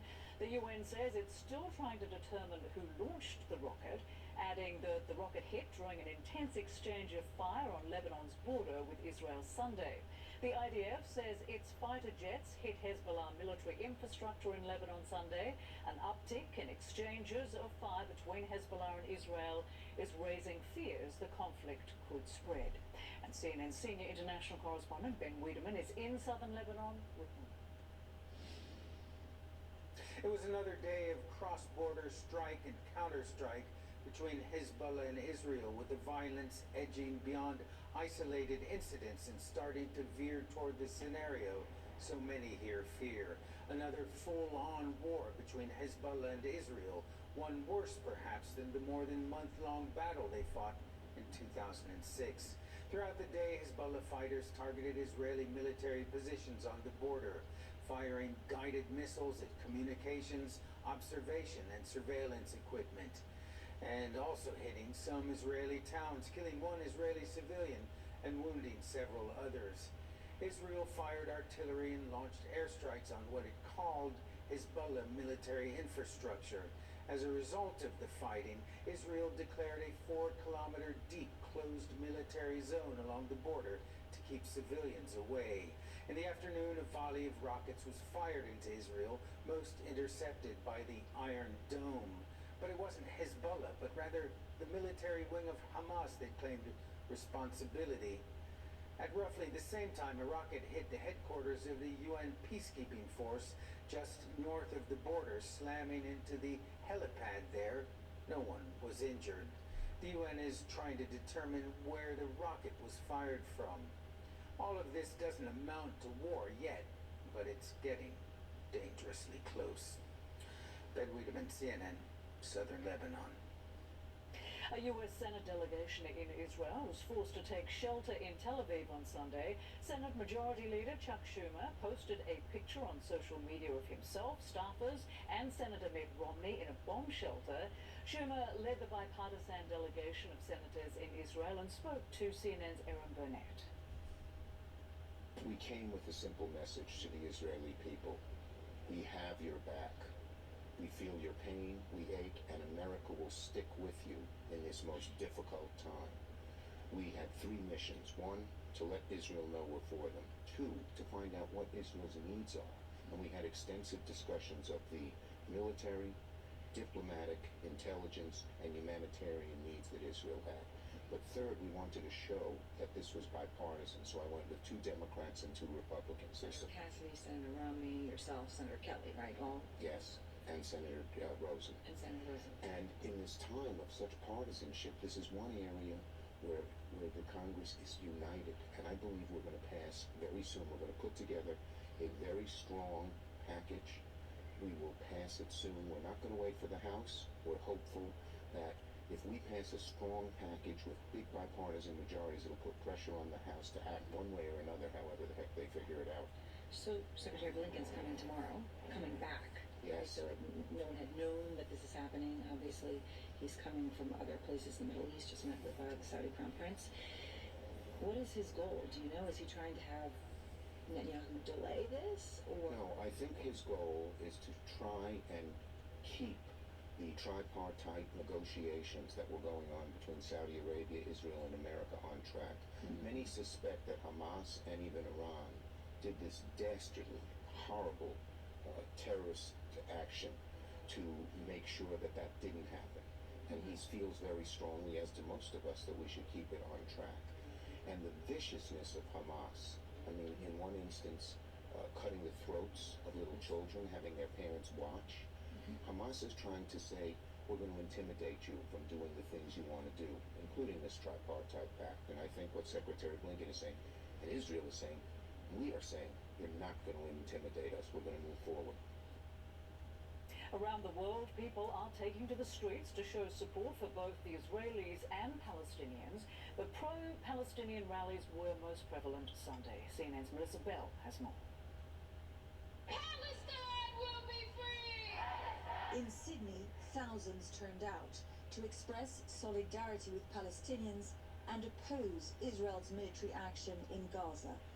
The police out in full force as well, with organizers warning that anti-Semitic behavior that had been seen at previous protests would not be welcome. No signs of that chaos here, but the crowd's message to the Palestinian people was loud and clear. What's the protest going to do except spread awareness and support? We have no legalized any enforceable power to do anything to protect them. Shame on the government who do and don't do anything. Pro-Palestinian rallies have been held in cities around the world. In France and Germany, where they've been banned, demonstrators gathered regardless. Some of the largest rallies for Palestinians were held in the Arab world. Thousands attended a rally in Turkey where crowds vented anger at both Israel and the United States. Similar scenes of solidarity in Pakistan. We are seeing from our rallies and all over the Pakistan that Palestinians are not alone. And in Tunisia, anger that more is not being done to protect Palestinians. I am as a Palestinian, I am as a son of Gaza, my people facing extermination, and Gaza is being devastated. Where is the international community? Where are the Arabs? Where is the Arab conscience? In Tokyo, a smaller crowd, but a similar plea. I came here to show that we are united Muslims. They are very tired of war and everyone is tired of conflicts and everyone wants justice. Melissa Bell, CNN, Paris. Still to come here on CNN, Poland's opposition party looks set to win the country's hard-fought election, ending 8 years of populist rule. We'll have details for you after the break. Now's the time for cleaner indoor air with an air duct cleaning from Stanley Steamer. You've known us for carpet cleaning, but we've been cleaning air ducts for over 20 years. We do things the right way, cleaning your entire system. So if you need an air duct cleaning, call 1-800-STEAMER today. Verizon Small Business Days are coming from October 16th to the 22nd. Now is the time to partner with our experts. Get started today with Verizon Business. It's your business. It's your Verizon. It's mine. You okay? Yeah, are you okay? We're fine. My serve. Then maybe we should stop. This Pinewood pickleball champ stops for no one. We got our melons checked. She had a concussion. Admitting I was wrong is worse than losing at pickleball. Saving your brain is a definite win. Don't mess with your melon. If you hit it, get it checked. Do not buy generic Viagra until you check out this program giving away 100 milligram generic Viagra for just 87 cents. CVS and Walgreens don't want you to know about this because they sell the same tablets for $30 to $40 each. Don't believe me? Look at this. This is from CVS. Look, 9 tablets, 100 milligram sildenafil, aka generic Viagra, for $406. That's $45 a tablet. This is from Walgreens. $417 for 9 tablets of 100 milligram sildenafil, or $46 a tablet. You can now get the same 9 tablets, the same 100 milligram strength, from Friday plans for just 87 cents each. To get generic Viagra from Friday plans, text MAIL, mail, to 69069. Once you text, they will send you a special link, and all you need to do is select why you need generic Viagra, the quantity you need, and the dosage. I'll pick 100 milligram, thank you very much, and then their system will see if you qualify. Give it a second to find the best deal, and boom! Look at that. 87 cents for each 100 milligram generic Viagra tablet. The prescription and shipping are free. Friday Plans delivers your medication in a plain white package just like this in 2 to 3 days. Once you open it, you'll find this inside. Each tablet comes individually wrapped, so you can tear one off and put it in your wallet. Guys, if you need generic Viagra, you need to take advantage of this program. Right now, Friday Plans is offering a special deal for new customers. $10 off your first package. The prescription is free, and the shipping is free as well. Do not wait. Text MAIL, mail, to 69069 today. Need the portable blender we can barely keep in stock? BlendJet 2 gives you ice-crushing, big blender power on the go. So you can blend up a mouth-watering smoothie, protein shake, or latte, wherever you are. Recharge quickly with any USB port. Best of all, it even cleans itself. Just blend water with a drop of soap. What are you waiting for? Order yours now from blendjet.com before they sell out again. Closed captioning is brought to you by Christian Faith Publishing. Write for a higher purpose. Publish with us. Christian Faith Publishing is an author-friendly publisher who understands that your labor is more than just a book. Call for your free author submission kit. 800-455-1827. When House Republicans gather behind closed doors in Washington Monday evening, they will be in their 13th day of operating without a leader. Ohio Congressman Jim Jordan is expected to force a floor vote on Tuesday as he tries to become the next Speaker of the House. Jordan was nominated to replace Kevin McCarthy, who became the first Speaker in U.S. history to be ousted by his own party. During Friday's nomination vote, Jordan seemed well short of the support he will need to win the Speaker's gavel, but he appeared optimistic. Take a listen. I think we'll get 217 votes. But you will only keep running if you get 217 votes. Watch yourself. I think we'll get 217 votes. One senior House member who opposes a Jordan speakership tells CNN he thinks there are roughly 40 votes against him and at least 20 members who are willing to go to the floor on Tuesday to block Jordan's path if he tries to compel a roll call vote. Well, exit polls show Poland's populist ruling party is set to lose its parliamentary majority after Sunday's hard-fought election. The opposition bloc, led by former Prime Minister Donald Tusk, appears on course to gain control if it strikes deals with smaller parties. The results of this election are expected to have major ramifications for Poland, the balance of power in the European Union, and the future of the war in Ukraine. Well, centre-right candidate Daniel Noboa is on track to become Ecuador's next president following an election driven by concerns over rising violence in the Latin American nation. Noboa, the son of a banana tycoon, received 52% of the vote. His main rival, Luis González, got almost 48%. More than 10 million people voted in Sunday's election. It comes after the assassination of another presidential candidate in August. And I want to thank you for your company this hour. I'm Rosemary Church. I'll be back with more CNN Newsroom after a short break. Do stay with us.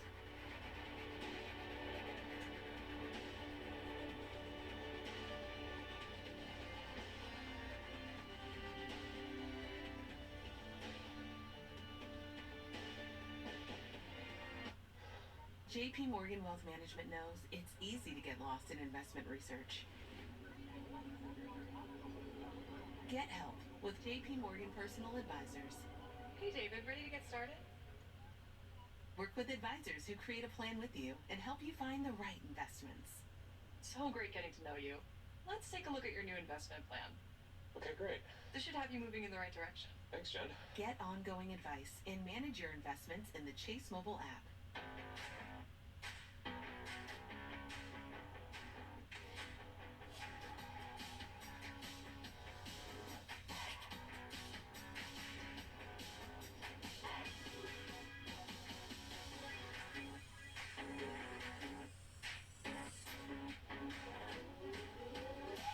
Backyard that's out of this world. Right now, save $50 on the MS250 chainsaw. Real steel. Find yours. Guys, how frustrating is it to find a great pair of jeans? Too tight here, too loose there, too long there? Standard jeans use just 2 measurements, and Tailor Custom Jeans use 7 different measurements to give you the perfect fit. Your phone can measure you right now. Download the M-Tailor app on iOS or Android. Choose from hundreds of styles. M-Tailor measures you digitally and is 20% more accurate than a professional tailor. With free shipping and a money-back guarantee, get your new favorite pair of jeans today. M-Tailor, available on the Apple App Store or Android.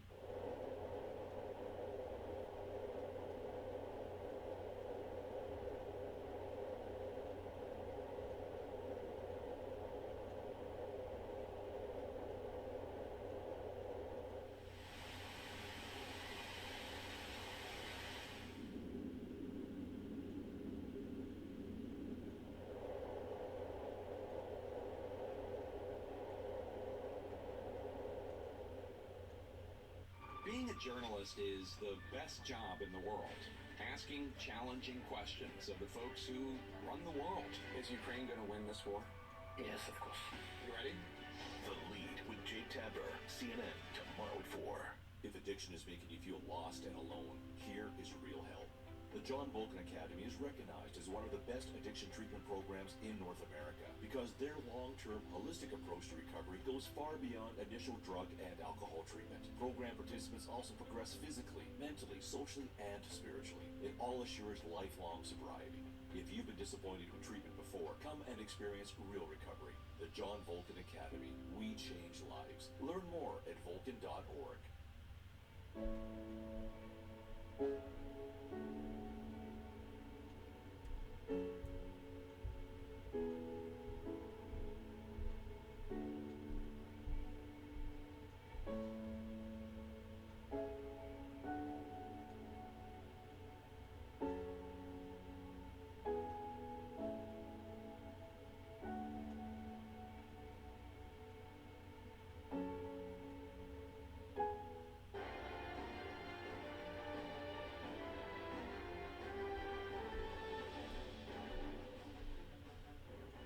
Hello and welcome to our viewers joining us here in the United States and all around the world. I'm Rosemary Church with our continuing breaking news coverage of Israel at war. U.S. Secretary of State Antony Blinken says the U.S. is actively working to ensure the people of Gaza can get out of harm's way and get the humanitarian assistance they need. His comments coming as aid groups describe deteriorating conditions inside Gaza, where Israel has been launching airstrikes at Hamas targets since the militant group's deadly attacks. We heard from a spokesperson with the Israel Defense Forces a short time ago. Hamas has taken the Gaza Strip hostage and is hiding behind its civilians, and this is the reality. Humanitarian operations, and even this morning again, we continue to call on the people of the north of the Gaza Strip to evacuate towards the south. Tens of thousands of Palestinians have already fled to the south, but the growing humanitarian crisis remains a major concern. Aid deliveries have been piling up on the Egyptian side of the Rafah border crossing, the only viable way in or out of Gaza. Blinken has promised that it, quote, will be open, but the U.S. Embassy in Israel warns the situation at the crossing will remain fluid and unpredictable. CNN's Claire Sebastian is following developments for us. She joins us live from London. So Claire, what is the latest on the Hamas-Israel war from both sides of the border? And what are you hearing about the possibility of a ceasefire coinciding with the opening of the Rafah border crossing into Egypt? We do not have confirmation of that as of now, Rosemary, from either side, from Hamas or from the Israeli government. We just got a statement from the Israeli Prime Minister's office saying at the moment there is neither a ceasefire nor humanitarian assistance in the Gaza Strip in return for the exit of foreigners. The Hamas-controlled government media office in Gaza saying they have no contacts or confirmations from the Egyptian authorities regarding the intention to open the Rafah crossing today. All this, of course, followed comments from Secretary Blinken on Sunday in Cairo saying Rafah will be opened, but then we got an alert from the U.S. Embassy in Jerusalem later saying that the situation was still very fluid, urging citizens to assess the risk themselves before going to Rafah. So it is very uncertain what's happening there. Clearly there's a situation inside Gaza that is spiraling, plenty of people wanting to get out after Israel ordered them to evacuate from the north of the Strip down to the south. There are significant difficulties doing that, of course, given the lack of food, fuel, electricity, and of course the issues that the health system are currently facing, which is getting a lot of focus right now. There may be very few days left with fuel for the hospitals. Take a listen to the head of the Palestinian Red Crescent speaking to CNN's Erin Burnett. Food and water is running out, medicine, and obviously fuel. We have been saying that we only have fuel for a few days. Today I can say that we only have fuel maybe for tomorrow and after tomorrow. And you know, without fuel, the hospitals will not function. Don't forget they're of course dealing with more than 9,500 people who are said to be injured so far during the Israeli bombardment of this. We're watching closely Israeli preparations as well for a potential ground offensive. Troops have been massing on the border with Gaza, and of course intense diplomatic efforts from the US. Secretary Blinken said to be heading back into Israel today. His focus will be on the humanitarian situation, the efforts to get both US citizens out of Gaza and of course the hostages, and also intense efforts to prevent the conflict from broadening beyond Israel and Gaza. This is why we see him on this second trip, and also why we heard over the weekend that the US plans to deploy another aircraft carrier strike group to the eastern Mediterranean, a second one there, Rosemary.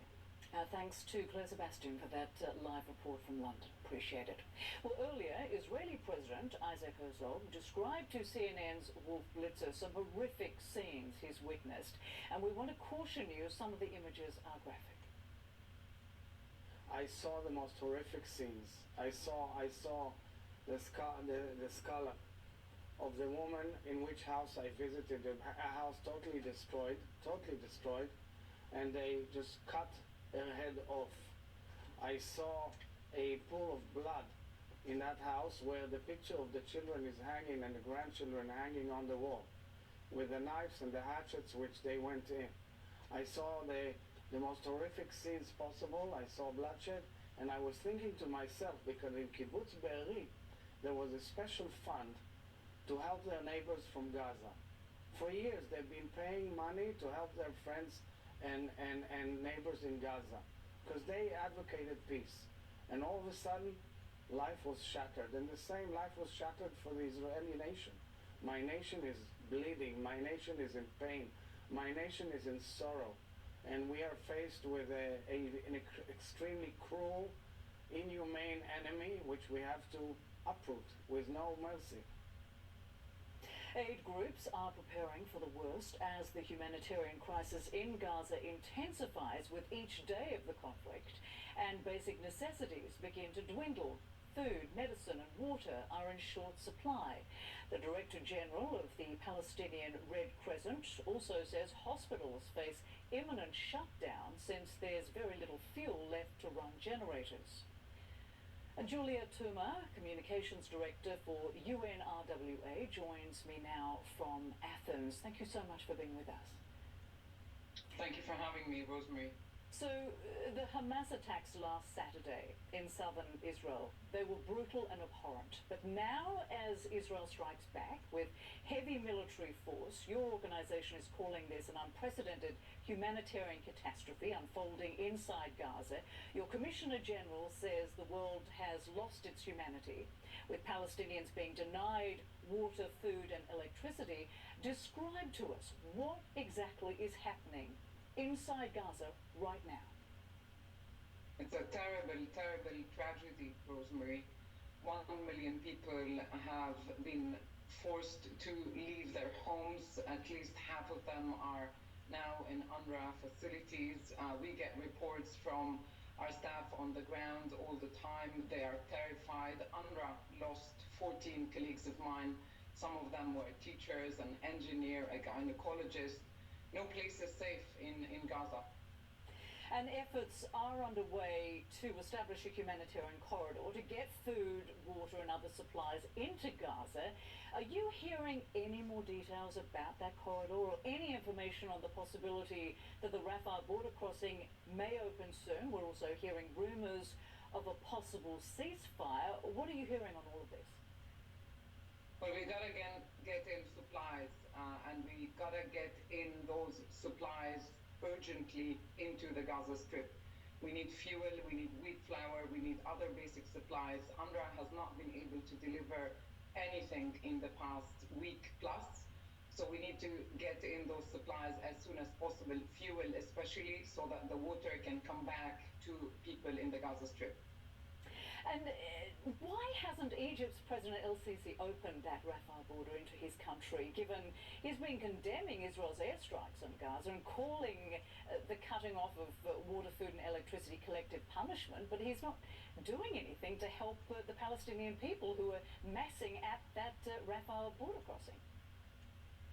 Well, look, Rosemary, UNRWA is calling for humanitarian assistance in whichever shape, way, form possible so that we're able to get in humanitarian assistance. The situation right now on the ground is very, very dire. Water has run out for 2 million people. Little children are drinking dirty water. We gotta get in those supplies, especially fuel and wheat flour, as soon as possible. Time is really running out for the people of Gaza. It's running out.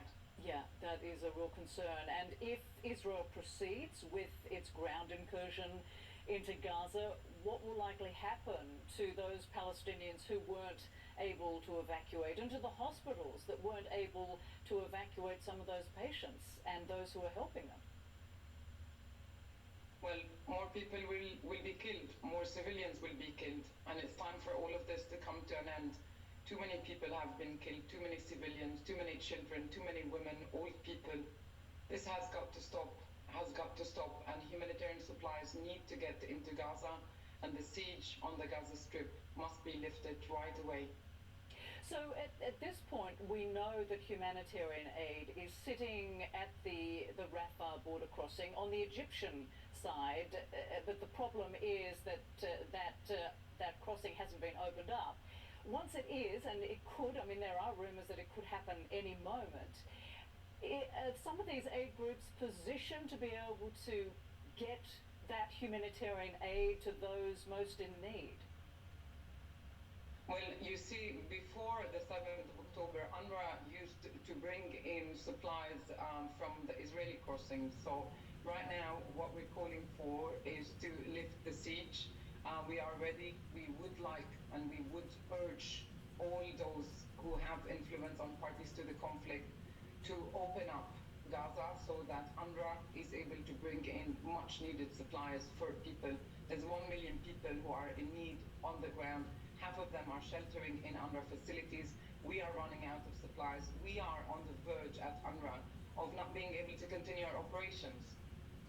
Well, let's hope that that happens soon. We're all watching and waiting for that very action to occur. Juliet Tuma, thank you so much for talking with us. We appreciate it. Well, still to come, as Israeli troops prepare for an expected ground attack on Hamas, we will take a look at the last time the IDF moved into Gaza. And China takes on diplomacy in the Middle East, with top diplomats delivering some increasingly strong words for Israel. We'll take you to Beijing for the latest after a short break.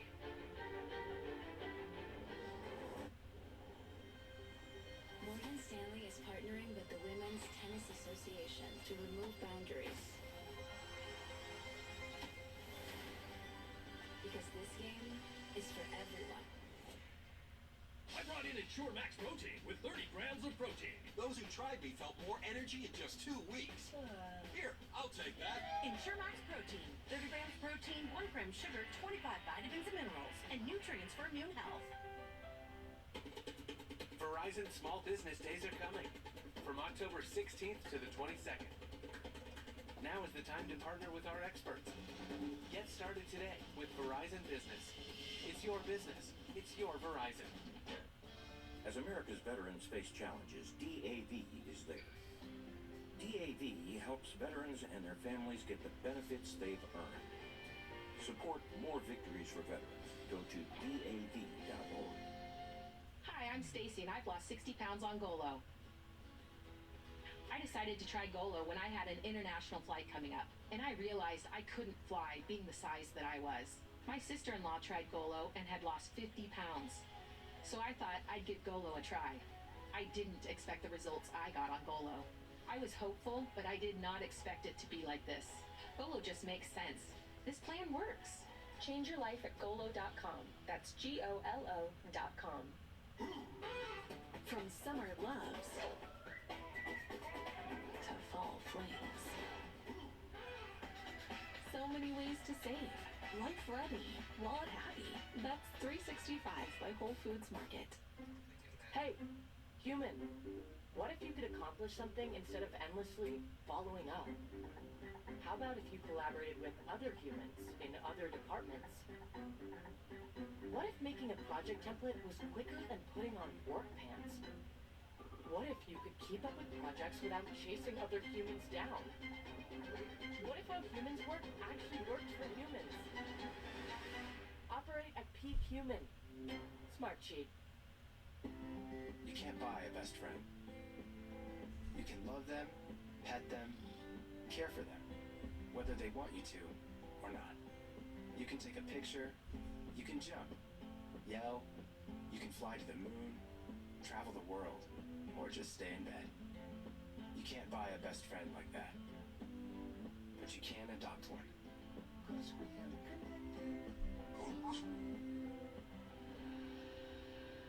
The middle child never knows the beauty of elbow room. Until now. 3-row Lexus TX. Will you pause it real quick? Just sold the car to Carvana. What? All I had to do was answer a couple of questions and got a real offer in seconds. Then they just picked up the car and paid me right on the spot. Sell your car at Carvana.com today.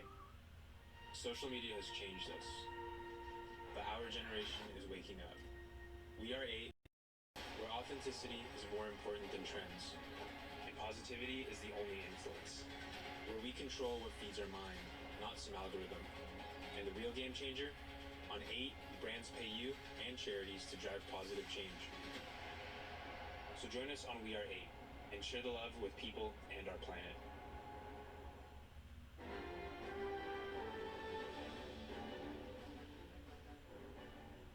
Welcome back, everyone. Well, aid groups say conditions in Gaza are deteriorating rapidly. The enclave has been cut off from water and electricity for days as Israeli airstrikes continue to pound towns and cities. Tens of thousands of Palestinians have already fled from northern Gaza to the south to escape an expected Israeli ground incursion. The last time the IDF went into the enclave to target Hamas leaders was back in 2014. Nick Robertson looks back at the operation then and what Israel is planning now. Close to Gaza, preparations underway for a much anticipated ground offensive. Troops from different units training together. There is an urgency here.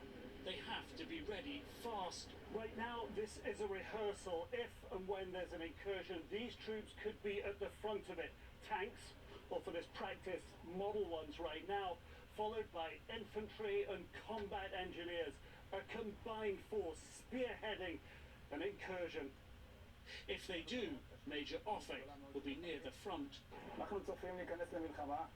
We expect to go to war. We expect to destroy the terrorist organization Hamas, kill its government, and kill every last terrorist. That's what we plan to do, and that's how it will be. The last time the IDF went into Gaza targeting Hamas's leaders was 2014. Ariel Bernstein was 21 in the Special Forces, one of the first to cross the border. You're just afraid that there's something waiting for you at every corner. But his experiences then have left him questioning the tactics today. Back then, he says, the IDF warned civilians to leave, and Hamas told them to stay, just as is happening now. But some had stayed. His orders, he says, assume the civilians had left. So whoever you see is basically engaged in fighting or is involved in fighting, and therefore we call it engaging with fire, with any home you enter, with any kind of shape of a person that you see from afar. In many ways, Israel's actions are playing out just as they have in the past. 2021 gun positions freshly dug, back in use. And in Gaza, the civilian death toll, according to Palestinian health officials, already higher than in 2014. And like then, Israel is already facing huge international pressure to avoid more civilian casualties. What we are doing is saying privately what we've said publicly, which is that all military operations should be conducted consistent with the law of war, that civilians should be protected. The problem the IDF says it faces, just like 2014, Hamas will be hiding among civilians. The whole situation we're talking about with Gazan civilians forcibly embedded is another element of Hamas. Hamas has to be fully defeated. So the responsibility is on them and not you? The responsibility is on Hamas for their own civilians. Our responsibility is to eliminate Hamas's capabilities completely. Major Ofek, pausing during training in a mocked-up Palestinian town, says they don't hurt innocents, only terrorists, but admits if he is sent into Gaza, avoiding civilian deaths won't be easy. Do you think it's possible though to fight Hamas without civilians getting injured? We're concerned with overthrowing the Hamas regime and killing the terrorists who are currently in Gaza. If it will be difficult, it will be difficult, not easy. Outside the camp gates, as Israel's military ponder their next move, troops are saying their fond farewells. Nick Robertson, CNN, Southern Israel. The IDF says its fighter jets hit Hezbollah military infrastructure in Lebanon on Sunday. An uptick in clashes with Hezbollah is raising fears that the conflict could spread. Ben Wiedemann is in southern Lebanon with details. It was another day of cross-border strike and counter-strike between Hezbollah and Israel, with the violence edging beyond isolated incidents and starting to veer toward the scenario so many here fear. Another full-on war between Hezbollah and Israel, one worse perhaps than the more than month-long battle they fought in 2006. Throughout the day, Hezbollah fighters targeted Israeli military positions on the border, firing guided missiles at communications, observation, and surveillance equipment, and also hitting some Israeli towns, killing one Israeli civilian and wounding several others. Israel fired artillery and launched airstrikes on what it called Hezbollah military infrastructure. As a result of the fighting, Israel declared a 4-kilometer deep closed military zone along the border to keep civilians away. In the afternoon, a volley of rockets was fired into Israel, most intercepted by the Iron Dome. But it wasn't Hezbollah, but rather the military wing of Hamas that claimed responsibility. At roughly the same time, a rocket hit the headquarters of the UN peacekeeping force just north of the border, slamming into the helipad there. No one was injured. The UN is trying to determine where the rocket was fired from. All of this doesn't amount to war yet, but it's getting dangerously close. Ben Wiedemann, CNN, Southern Lebanon. China is weighing in on the war between Israel and Hamas. The country's top diplomat says Israel now has gone beyond self-defense with its actions since the Hamas attack. Chinese Foreign Minister Wang Yi says that the right to self-defense should line up with international humanitarian law. He also told Iran's foreign minister in a phone call that statehood for the Palestinian people has long been put on hold. And CNN's Beijing bureau chief Stephen Jiang joins us now from the Chinese capital. So Stephen, what more can you tell us about China's response to Israel's war with Hamas? Yeah, Rosemary, Wang Yi's remarks regarding Israel have raised some eyebrows because some perceive this to be a hardened stance from Beijing towards Israel as the humanitarian crisis in Gaza worsens. And in all of the readouts after his phone calls with regional powers over the weekend, not just Iran, but also Turkey, Saudi Arabia, and the U.S. as well. And you see this emphasis on China's traditional champion cause, that is Palestinian statehood, as you mentioned. But one thing that's been conspicuously missing since day one is the word Hamas. They have not mentioned this group in any of their statements and readouts and condemnations. Perhaps because, like most Arab nations, China has long viewed the group as a resistance organization, not a terrorist group.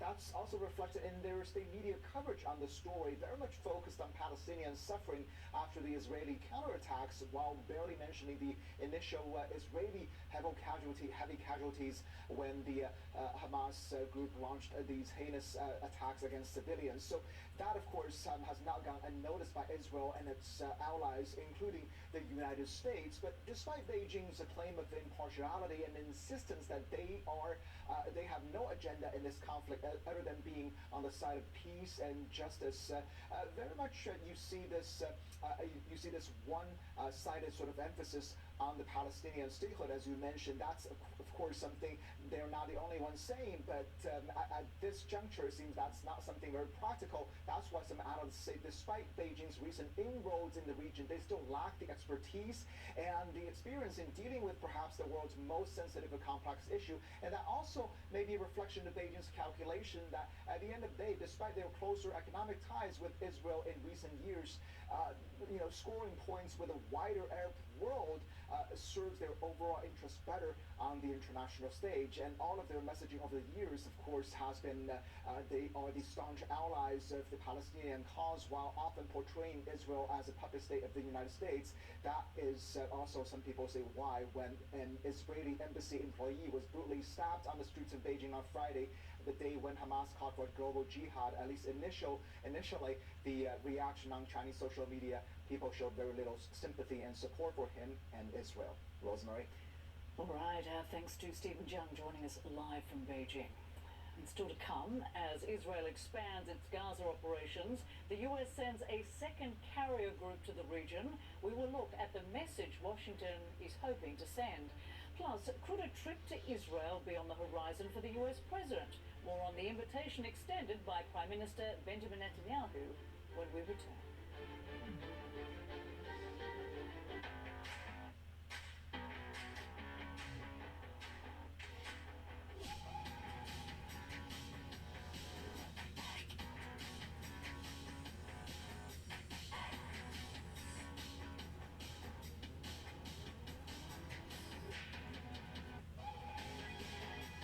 Create a backyard that's out of this world. Right now, save $30 on the GTA 26 handheld battery pruner. Real steel. Find yours. Yeah, military life can have its challenges, but sometimes veteran life brings more. As America's veterans face challenges, DAV is there. My name is Greg Gadsden, 26-year Army veteran. With the right support, more veterans can reach victories, great and small. DAV helps veterans like me get all the benefits they've earned, and that can be a life changer. DAV provides a lifetime of support to veterans of every generation, helping more than 1 million veterans each year. Today, I'm an entrepreneur, photographer, and public speaker. With the right support, there are no limits. And I never tire of standing tall. But there's more to be done, and more victories to be won. My victory is just being the best that I can be. Greg Gadsden, thank you for your service. May your victories inspire many more. Support more victories for veterans. Go to DAV.org. Kids across America are going to school hungry. Millions of kids every day. But one simple thing can help change all of this for a hungry child in America. Good healthy food and the energy it brings. With help from caring people across America, No Kid Hungry is providing healthy meals and hope to hungry kids so they can build better futures. To learn more about ending child hunger in America, go to helpnokidhungry.org today. The Whole Story with Anderson Cooper is appointment viewing on Sunday nights. One whole story, one whole hour. The world's best journalists dig deeper into the stories they can't ignore.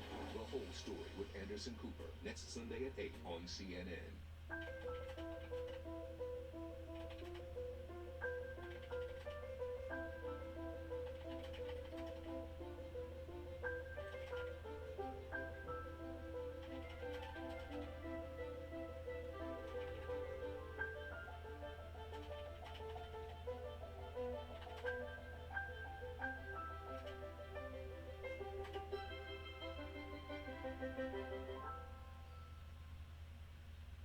Every year, Make a Change Canada adds more faces to our career success stories. We've helped thousands of people with barriers find a meaningful direction with our career assistance and IT skills training. When you give to Make a Change Canada, you're helping Canadians from all over realize their full potential. To learn more and to donate, visit makeachangecanada.com and help help create thousands more Canadian career success stories. Make a Change Canada is an accredited Canadian charitable organization.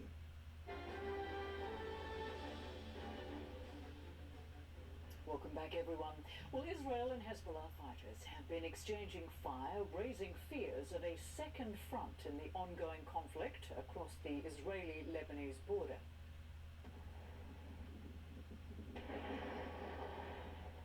The IDF says its fighter jets struck Hezbollah's military infrastructure on Sunday and say they were responding to fire coming from Lebanon. Meantime, as fighting intensifies in Gaza, hundreds of thousands of civilians are fleeing south. The US Embassy in Israel says the Rafah border crossing between Egypt and Gaza may open at short notice for, quote, a limited time. The crossing has been closed since the fighting began.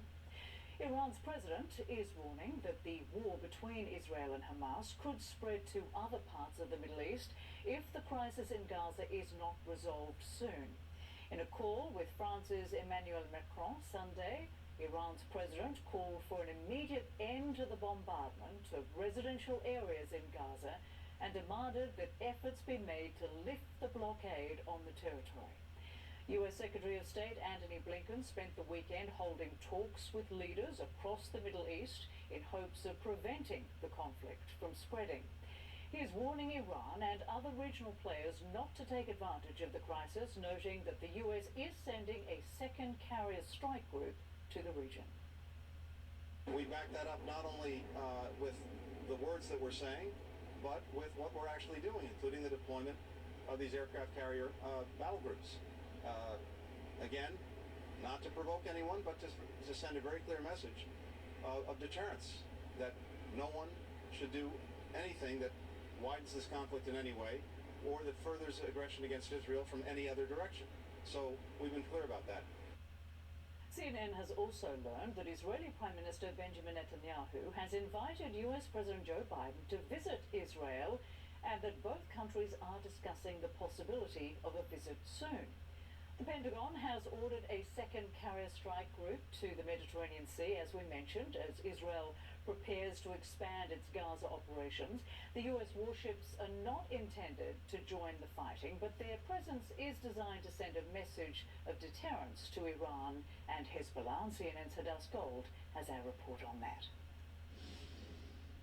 As of right now, the United States is giving absolutely no indication that it plans to send in U.S. military boots on the ground in any way to Israel to try and assist either in the operations in Gaza or in part of any sort of hostage rescue operations. But what it's doing right now is a show of force, a show of unity with these carrier strike groups sitting in the waters off the coast, a very clear message to other groups in the region, not even just Hamas, but Hezbollah, groups in Syria, as well as a deterrent to try to keep them from getting involved. Now, we do know that the Americans already have on the ground a federal team who can help in hostage situations. They are assisting the Israelis, and there is reporting that a Marine Expeditionary Unit is headed potentially towards Israel. Now, this is a unit of more than 2,000 Marines and sailors who not only can help in major evacuations, but they have also had training in hostage rescue scenarios. Now, no indication that that is where they're headed or that's why they are headed or why they would potentially be headed towards the region, but it gives you an idea of potentially the support that the Israelis may be receiving from the U.S. military. Now, the Israeli military and the U.S. military work very, very closely together. They are constantly training with one another, and Israeli military officials often call the American military their brothers in arms. They actually just had their largest ever joint exercise in the last few months, and during that exercise they made it explicitly clear that such an exercise was a very clear message to Iran, saying that if you get involved in a way of attacking Israel, be careful because the Americans are there to support them. But John Kirby has already said that they have no plans and no intentions right now of sending U.S. troops on the ground into Israel. And Chuck Schumer, in an interview with Aaron Burnett earlier, also said that the Israelis have not asked for troops on the ground. What they want right now is support in the forms of things like of munitions, ammunition, and also just the support of having those carrier strike groups off the coast to try and deter any other actors from getting involved. But even if a hostage rescue operation is attempted, it will be incredibly complex. It will be very, very difficult, and the Israelis will likely be seeking at least some sort of support from the Americans in terms of logistics and intelligence. Hadass Gold, CNN, Washington. The families of American hostages are urging the White House to take immediate action to get them home. A group calling itself the Families of American-Israeli Hostages in Gaza met with US President Joe Biden last week to deliver that message, but for now US officials say the best plan is to work with Israel to secure the release of all the hostages. All we can do is to continue to work closely with the Israeli government on hostage recovery options, which we are doing, and then work through third countries to see if there are avenues for release. Those efforts are underway. Our hope is that they can produce results. We will continue to stay focused on this. It's as high a priority as the president has. And discussions are now underway for a possible visit by President Joe Biden to Israel in the near future. CNN's Priscilla Alvarez has details. Prime Minister Netanyahu invited President Biden to visit Israel soon. Sources tell CNN that both countries are discussing the possibility. Now, it's unclear how advanced these conversations are and if this will happen, when it would happen. But in a statement to CNN, the White House said that there are no new travel plans to announce. Now, the two leaders did talk over the weekend to talk about ongoing military support by the U.S. and the conflict at large. And if this visit were to happen by President Biden, it would come on the heels of high-stakes diplomacy by Secretary of State Antony Blinken, who has been meeting with regional partners and his counterparts in diplomacy to avoid this conflict from spreading or widening any further. And in an interview with 60 Minutes, President Biden said that while Israel needs to respond, it would be, quote, a big mistake for there to be an occupation of Gaza. Take a listen. What happened in Gaza, in my view, is Hamas and the extreme elements of Hamas don't represent all the Palestinian people.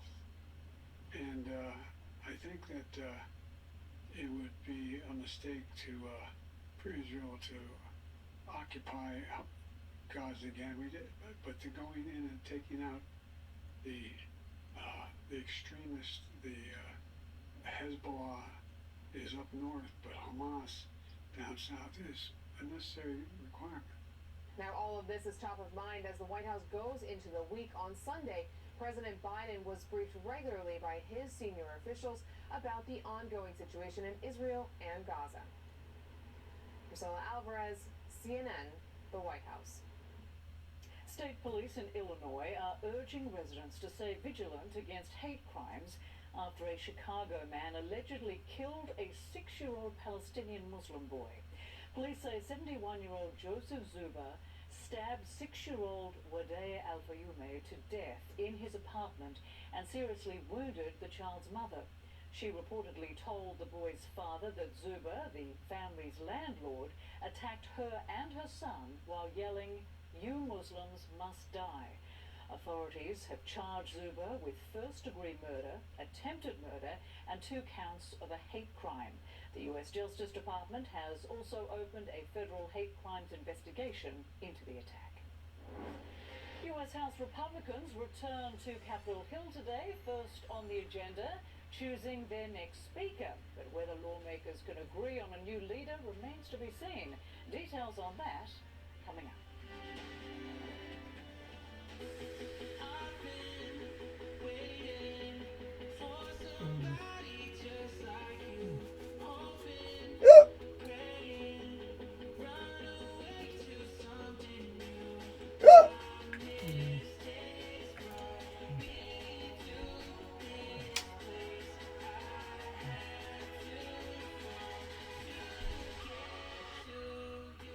Find your someone at EliteSingles.com today.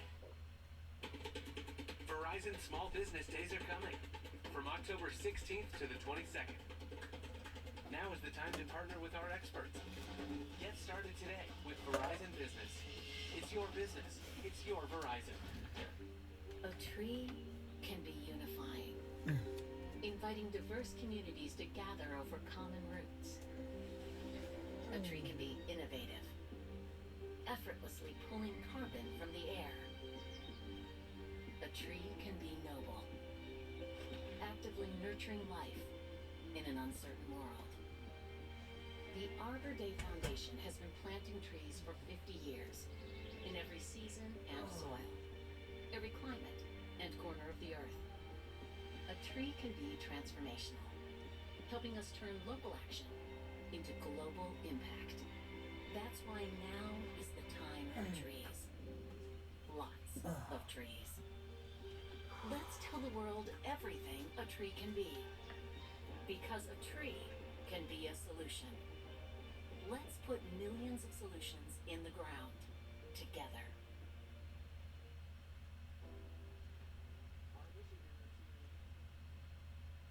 Trees can be solutions. A song by Paul Beckman, Paul Rainbow song. Also the new and first leader of humankind in the free world. Created October 16th, 2023.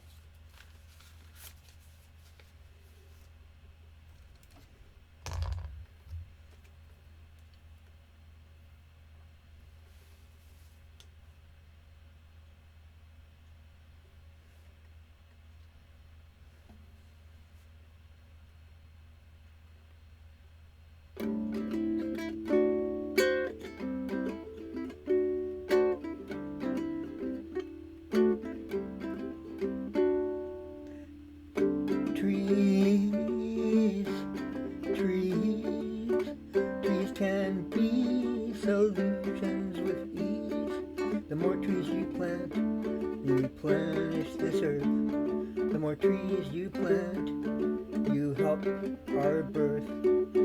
Trees, they're like the thing you need to make nature tight. Yeah, if we deplete them, no problem at all. Plant as many as you can, be on the ball. Plant trees, the more that you do, everything will be kosher and begin to replenish the earth the way that things were meant to be. Plant those seeds. Everybody become a Johnny Appleseed farmer. Where we go, work longer in your life, plant many, many seeds, seeds of all kinds of trees.